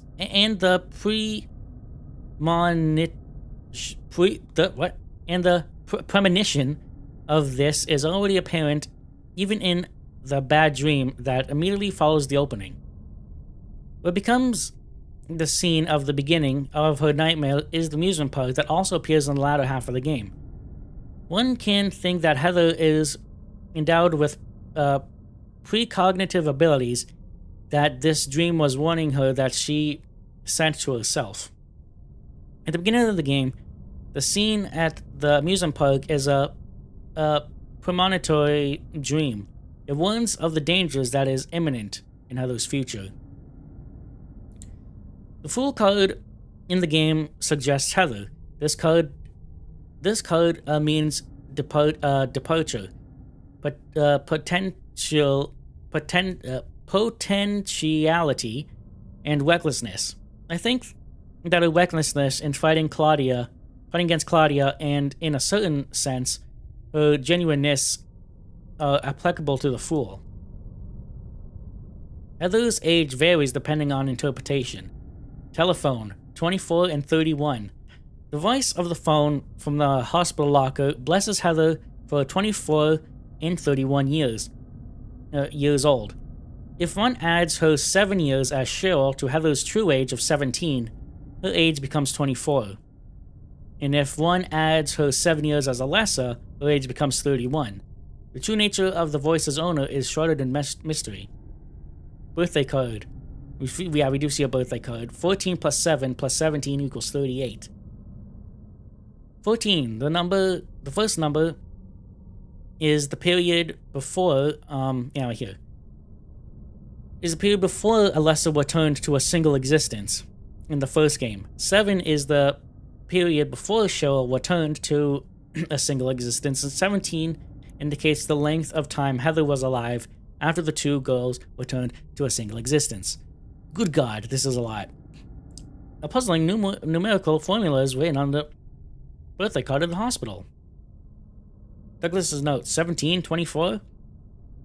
The result of the investigations conducted by Douglas, the private detective, identified Heather's registered age as 24.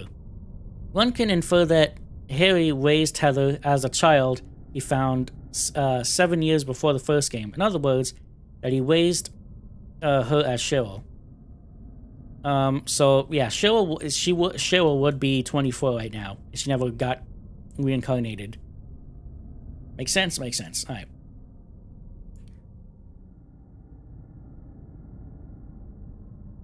Would she be? I don't know. Whatever. 1. The Magician, Valtiel, a mysterious creature that is always lurking near Heather. What is his true purpose? Alright. Valtiel shadows Heather as if stalking her ever since her encounter with him in the shopping mall. While this strange creature observes Heather, he makes no effort to inflict harm upon her. The truth is that he has a unique purpose.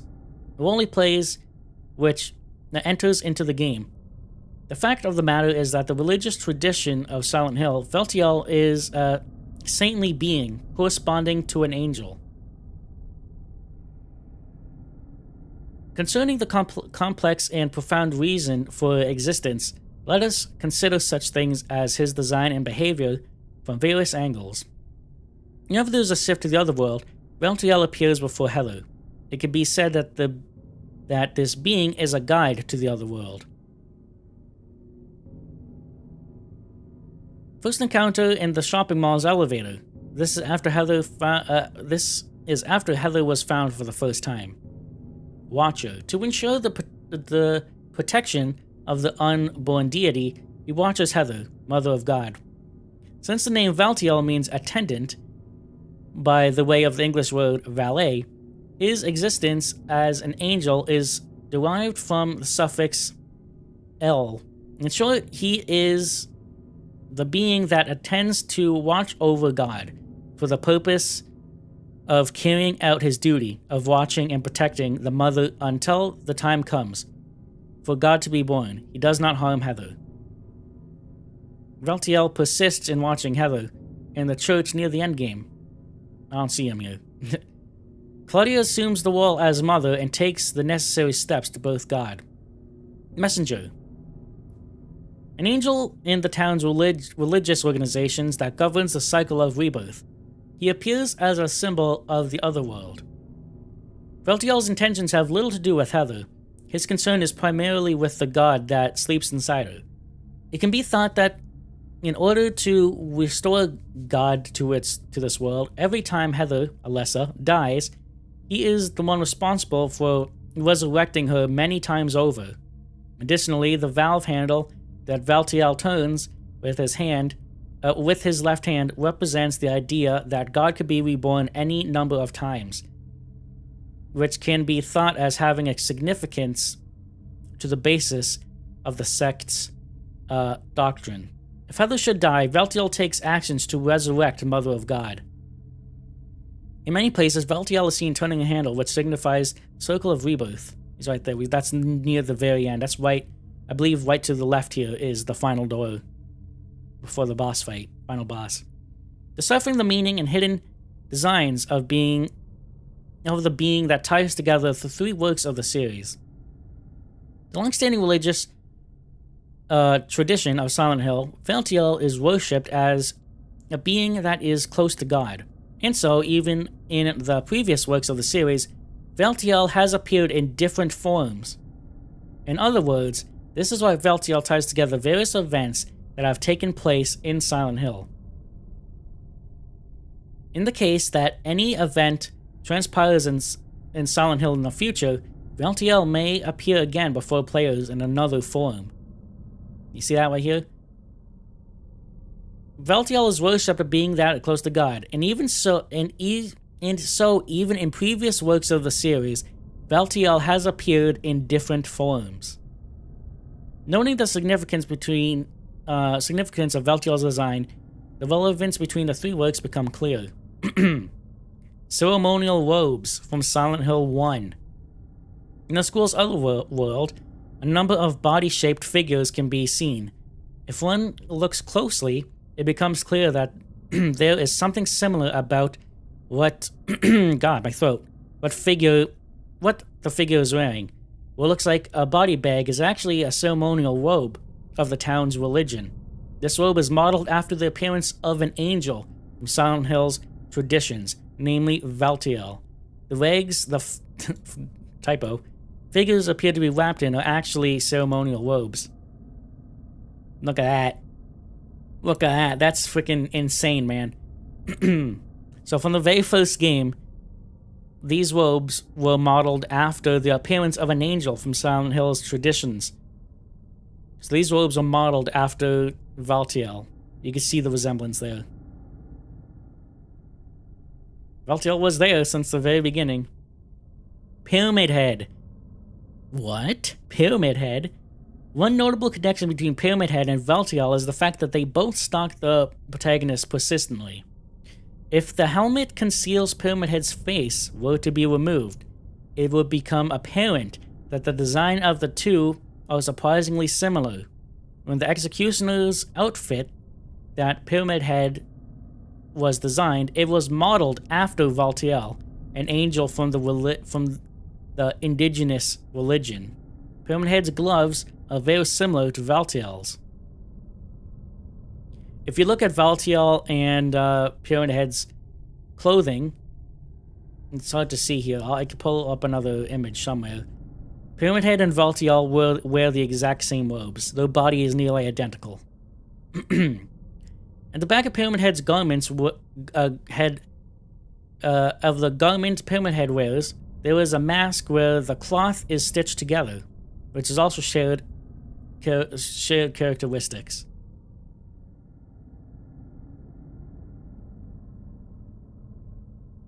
In Silent Hill 3, the connection to the first game is quite clear. But the point of contact with the second game isn't so obvious. I created Veltiel because I wanted to relate the works of the series to a creature. In the religion of Silent Hill, Veltiel exists as one who is close to God, and Pyramid Head takes the shape of Veltiel's reason for existence. This is to say that the Pyramid Head character was born from the townspeople's the townspeople idolatrous ideologies in the first game. The ceremonial robes were in homage to Veltiel.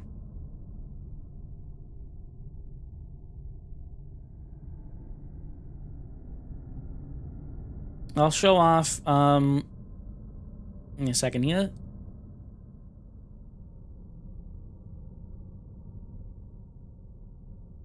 There's this image here.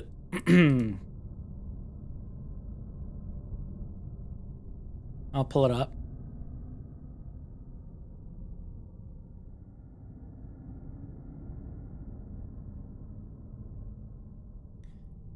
If I could find where I saved it. I hate that I do this. Okay.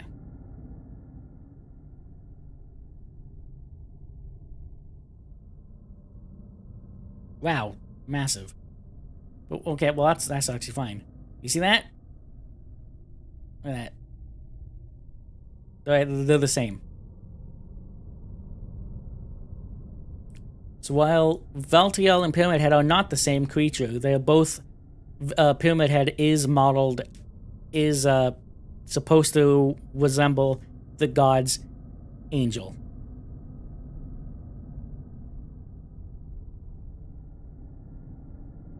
You see that? That's crazy.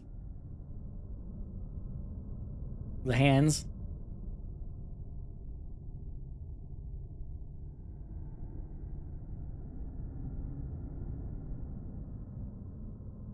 Alright. That's not... What the heck is the... No, I lost it. Dang it, where is it? Not that.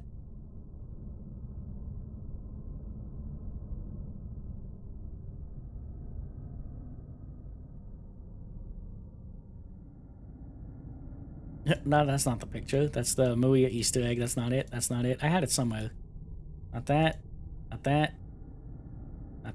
What the hell is that? Not that. That's for sure. I don't think I have it here anymore. Not that. I know what you're talking about. Let me see if I can find it again.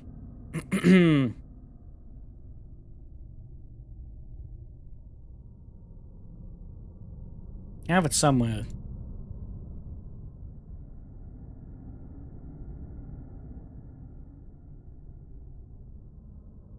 I don't know if I'll be able to find it though.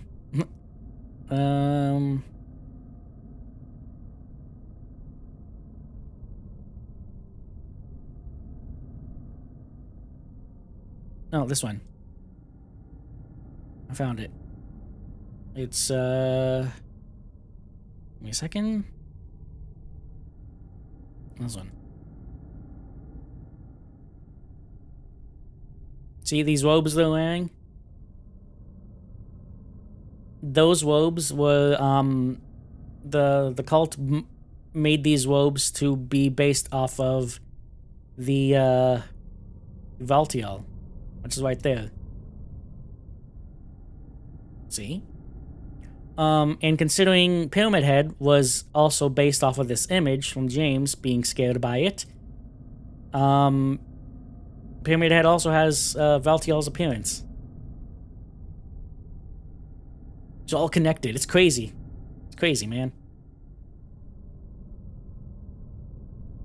Number 2. God, we have so much more to go. So we take a quick BRB, you think? Or yeah, I'll take a quick BRB. I'll take a quick BRB before we read the rest of these. Because we have... How many are there? There's... Oh, God. There's 20 of them.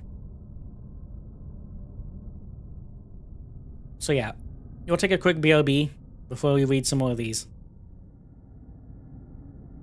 Alright, sound good? Sound good. Alright, I'll be back.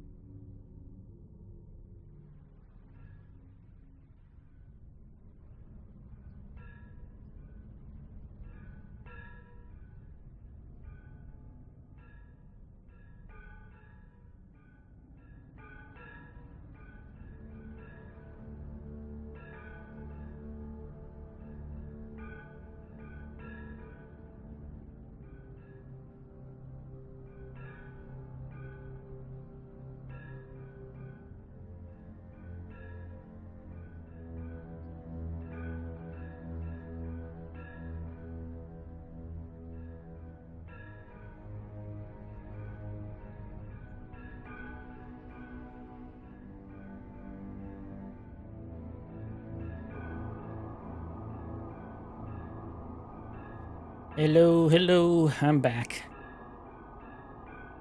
We are back. Took a little longer than I was expecting. Had to go take care of something. Give me a minute.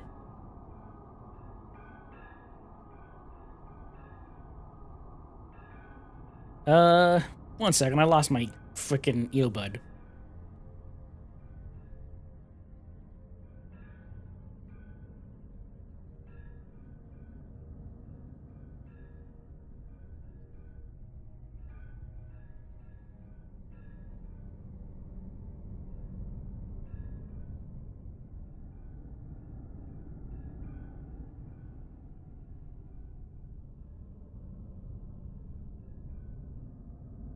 Okay, now we're good. So, where were we? Ah, that's where we were. Number 2. Oh boy, we have so many more of these to go. Number 2, the High Priestess, Claudia Wolf. A faith which is too pure invites a new tragedy. Claudia, a priestess in the religious organization, appears in the game as Heather's adversary. As the game progresses, it becomes known that she was once friends with Alessa when the two of them were young. Even though she kills Harry, Heather's father, as well as Vincent, who is supposedly of the same faith, is upholding her cause of the revival of God and the establishment of paradise. Her actions are rooted in genuine pity in that she desires the salvation of people's souls. Hers is a sorrowful existence which cannot be simply tucked away in the category of villain. She is willing to take any step necessary to attain her goals of creating paradise. The High Priestess card in the game suggests Claudia. This card means mystery, faith, and dogmatism. Doesn't it seem that the self-righteous way that Claudia behaves as a consequence of being too genuine is in accordance with the meaning of that card?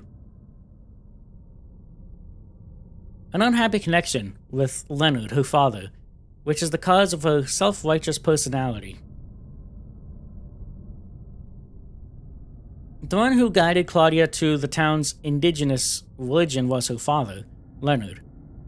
It was the same Leonard who held strict religious views, forced his beliefs onto his daughter, and inflicted physical punishment upon her for religious behaviors. From an episode in which he stabbed a patient because of a religious dispute, and from the radical memo in which he calls herself a protector of the seal, it can be surmised that Leonard possesses extremely elitist ideas. Claudia has come to hope for a salvation in which not only the chosen ones, but everyone is saved, which is completely opposite of Leonard's ideas. One can think that in the background there were feelings of repulsion and hatred towards her strict father.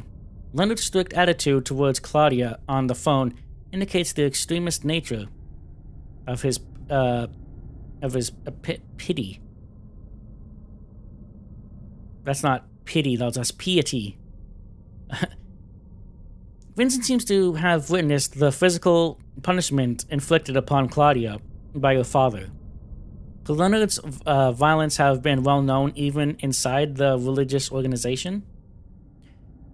Unique abilities as a sorceress that sleeps inside Claudia. In the early stages of the game, the other world appears even though Heather has not yet awakened as Alessa. This is undoubtedly due to Claudia's powers. Let's inspect a few instances that indicate her abilities. Claudia issued the instruction to kill Harry. It seems as though she can manipulate the hearts and minds of believers. The shopping mall being swallowed by the other world was due to Claudia's influence as well. It seems that her abilities were feared were feared along with her profound devotion. Which from 17 years ago, Dahlia Gillespie? In the first game, Dahlia was a priestess like Claudia, who attempted to revive God. Faith in God is a tradition that has been handed down over the years in Silent Hill, and separated by a period of 17 years. Each of these two women who belonged to the same religious organization took steps to bring about God's revival. However, to Dahlia, God is an object to be exploited, while Claudia, God is a being that will bring salvation. Although they use common means of reviving God, their intentions are fundamentally different. In order to arrange the differences between the two of them, let's look back at the first game. Although they are both priestesses who aim to revive God, their motives are fundamentally different. The case of Claudia from Silent Hill. Dahlia's intention to destroy and negate existing concepts by reviving God. However, she has no concept of salvation through the establishment of paradise. The revival of God is strictly a means to destroy the present world and for her to personally command power. For this reason, she finally comes to make her own daughter a sacrifice. It is evident that her thought patterns exploit people. She could take advantage of such as Kaufman and Harry to fulfill to the fullest extent possible. One second.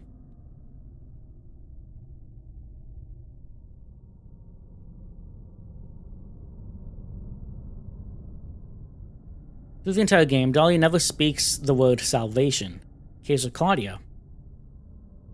As with Silent Hill's long-standing tradition, Claudia's intention is to remake the present world into a paradise by reviving God.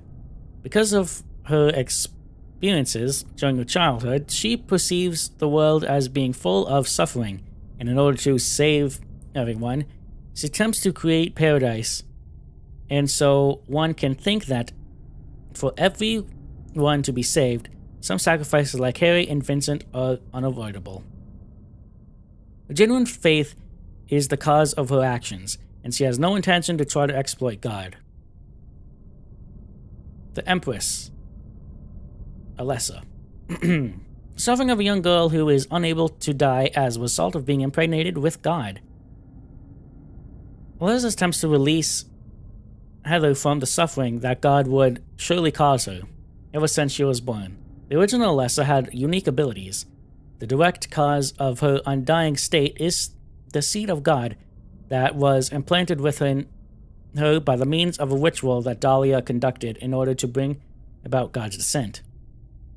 Heather, who is Alessa's reincarnation, is strongly drawn to the town when her body was matured enough for her to take on the role of a mother. It becomes clear that Claudia and the original Alessa were childhood friends. Heather regains Alessa's memories, but the will that dictates her actions still differ from hers. Alessa, who lies dormant inside Heather, makes appearances in various places as her memories are revived. The reason why her behavior is different depending the place is in accordance with what's written in the Occult magazine that was dropped in the subway. The principle behind her behavior is that she desires to escape from suffering. It will be easier to understand if I say to die. What? Okay, whatever. In order to escape from her suffering, she attempts to return to a single body. In order to understand Alessa's situation, it is necessary to look back at what happened in Silent Hill 17 years ago. Alessa, who received extensive burns as a result of the ritual that brought about the descent of God, finds her other self in order to escape from the eternal suffering and because of God's revival, attempts to destroy herself. However, Dahlia uses Harry to prevent her from carrying out her plans. Alessa's power grew to the extent that it exceeded Dahlia's control. For that reason, Dahlia uses Harry. The church materializes as a guide. The church that materializes as a guide for Heather, Alessa as a young girl. What? I'm so confused. In the church, in the final stage of the game, a young girl's crying voice and footsteps materialize.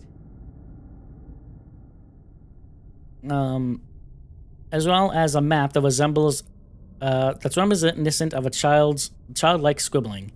Although these phenomena act as a guide for Heather, the simplistically drawn map and forlorn sobbing are not there to lead her. Rather, the explanation comes to light if one imagines that Alessa's thoughts from her childhood linger in the church.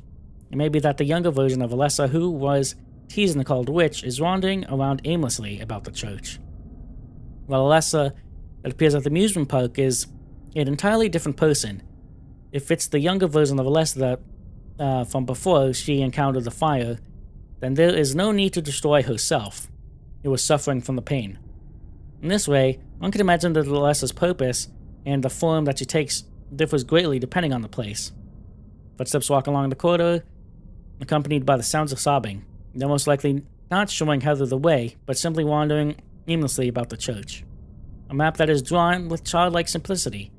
Alessa, whose mother was Dahlia, must have visited the church. To end her perpetual suffering, Alessa's obsession materializes. At the merry-go-round at the amusement park, the member of Alessa's obsession, appears. In accordance with her name, she is not Alessa herself, but a profound dark emotion that clings to this place. Her intention is to escape from the pain in which she was perpetually made to live by destroying herself. And so, for that reason, she acts out of a sense of kindness in that she wants to spare Heather from the same suffering. In the first game, Alessa's aspirations were never realized, and her obsession adhered to this place for a period of 17 years. The events that occurs in the hospital storeroom, in which Heather's reflection in the mirror freezes in place, is an omen, embodying Alessa's obsession. The object of Alessa's obsession was only for herself to cease to exist. It is a sentiment that is rooted in benevolence.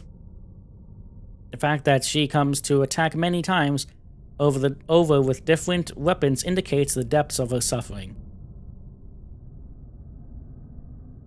4.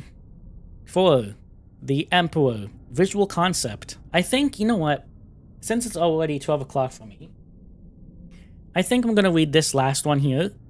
And then I'm going to do another stream probably tomorrow to go over the rest of it. Does that sound good? Because I'm not even halfway there yet through these tarot cards. I think I'm just gonna do that. We can have our extra bonus short stream for tomorrow. I think I'm gonna do that instead. Visual concept: the mist and darkness that blurs the lines between dream and reality. Mist and darkness have become symbols of the Silent Hill series. It is not the case that these elements are present merely to frighten the player. Mist and darkness obstruct the horizon by creating a condition in which visibility are limited. In other words, the boundary between heaven and earth is obstructed, which suggests a blurring of the line between dream and reality. The mist is a symbol of Silent Hill. It could also be interpreted as the thoughts of the dread rising up from the lake and settling over the town. Mist. In the first game, the production used hardware limitations to okay, hold on.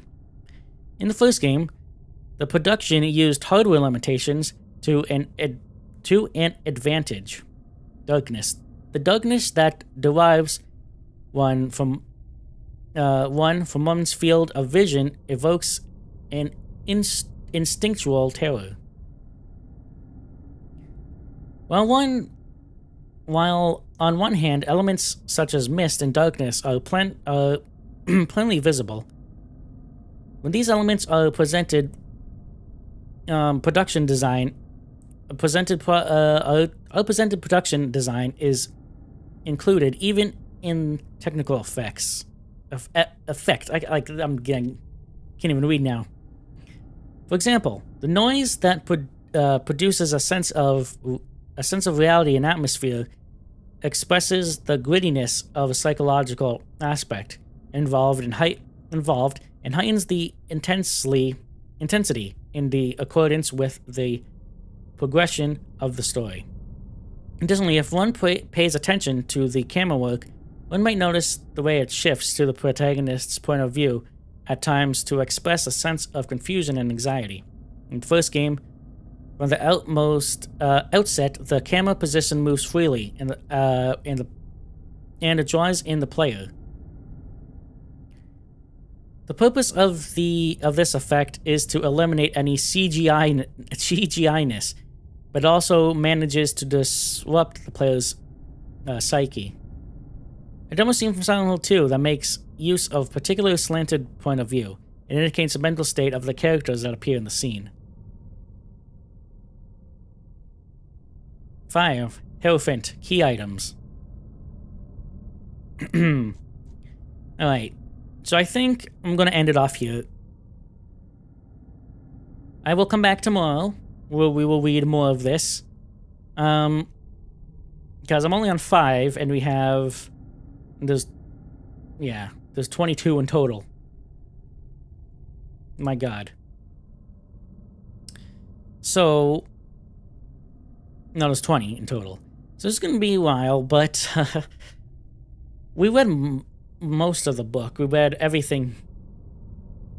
We read all this. All of Silent Hill 1, all of Silent Hill 2, and all of Silent Hill 3. But I think that's going to have to do it for today, because this is going on for way too long. And it's already 12 o'clock here. And I'm exhausted and losing my breath from reading so much. But yeah, I think that's gonna be the end for today. So I'll be back tomorrow where we read the rest of this. It most likely will be a shorter one because I don't need to read the entire book. Who knows? No idea. But with that, thank you so much for watching. Hope you enjoyed. And I'll see you hopefully tomorrow with more reading. And so we could finally finish off this Silent Hill marathon thing. Alright. Thank you again, and I'll see you next time. Bye-bye.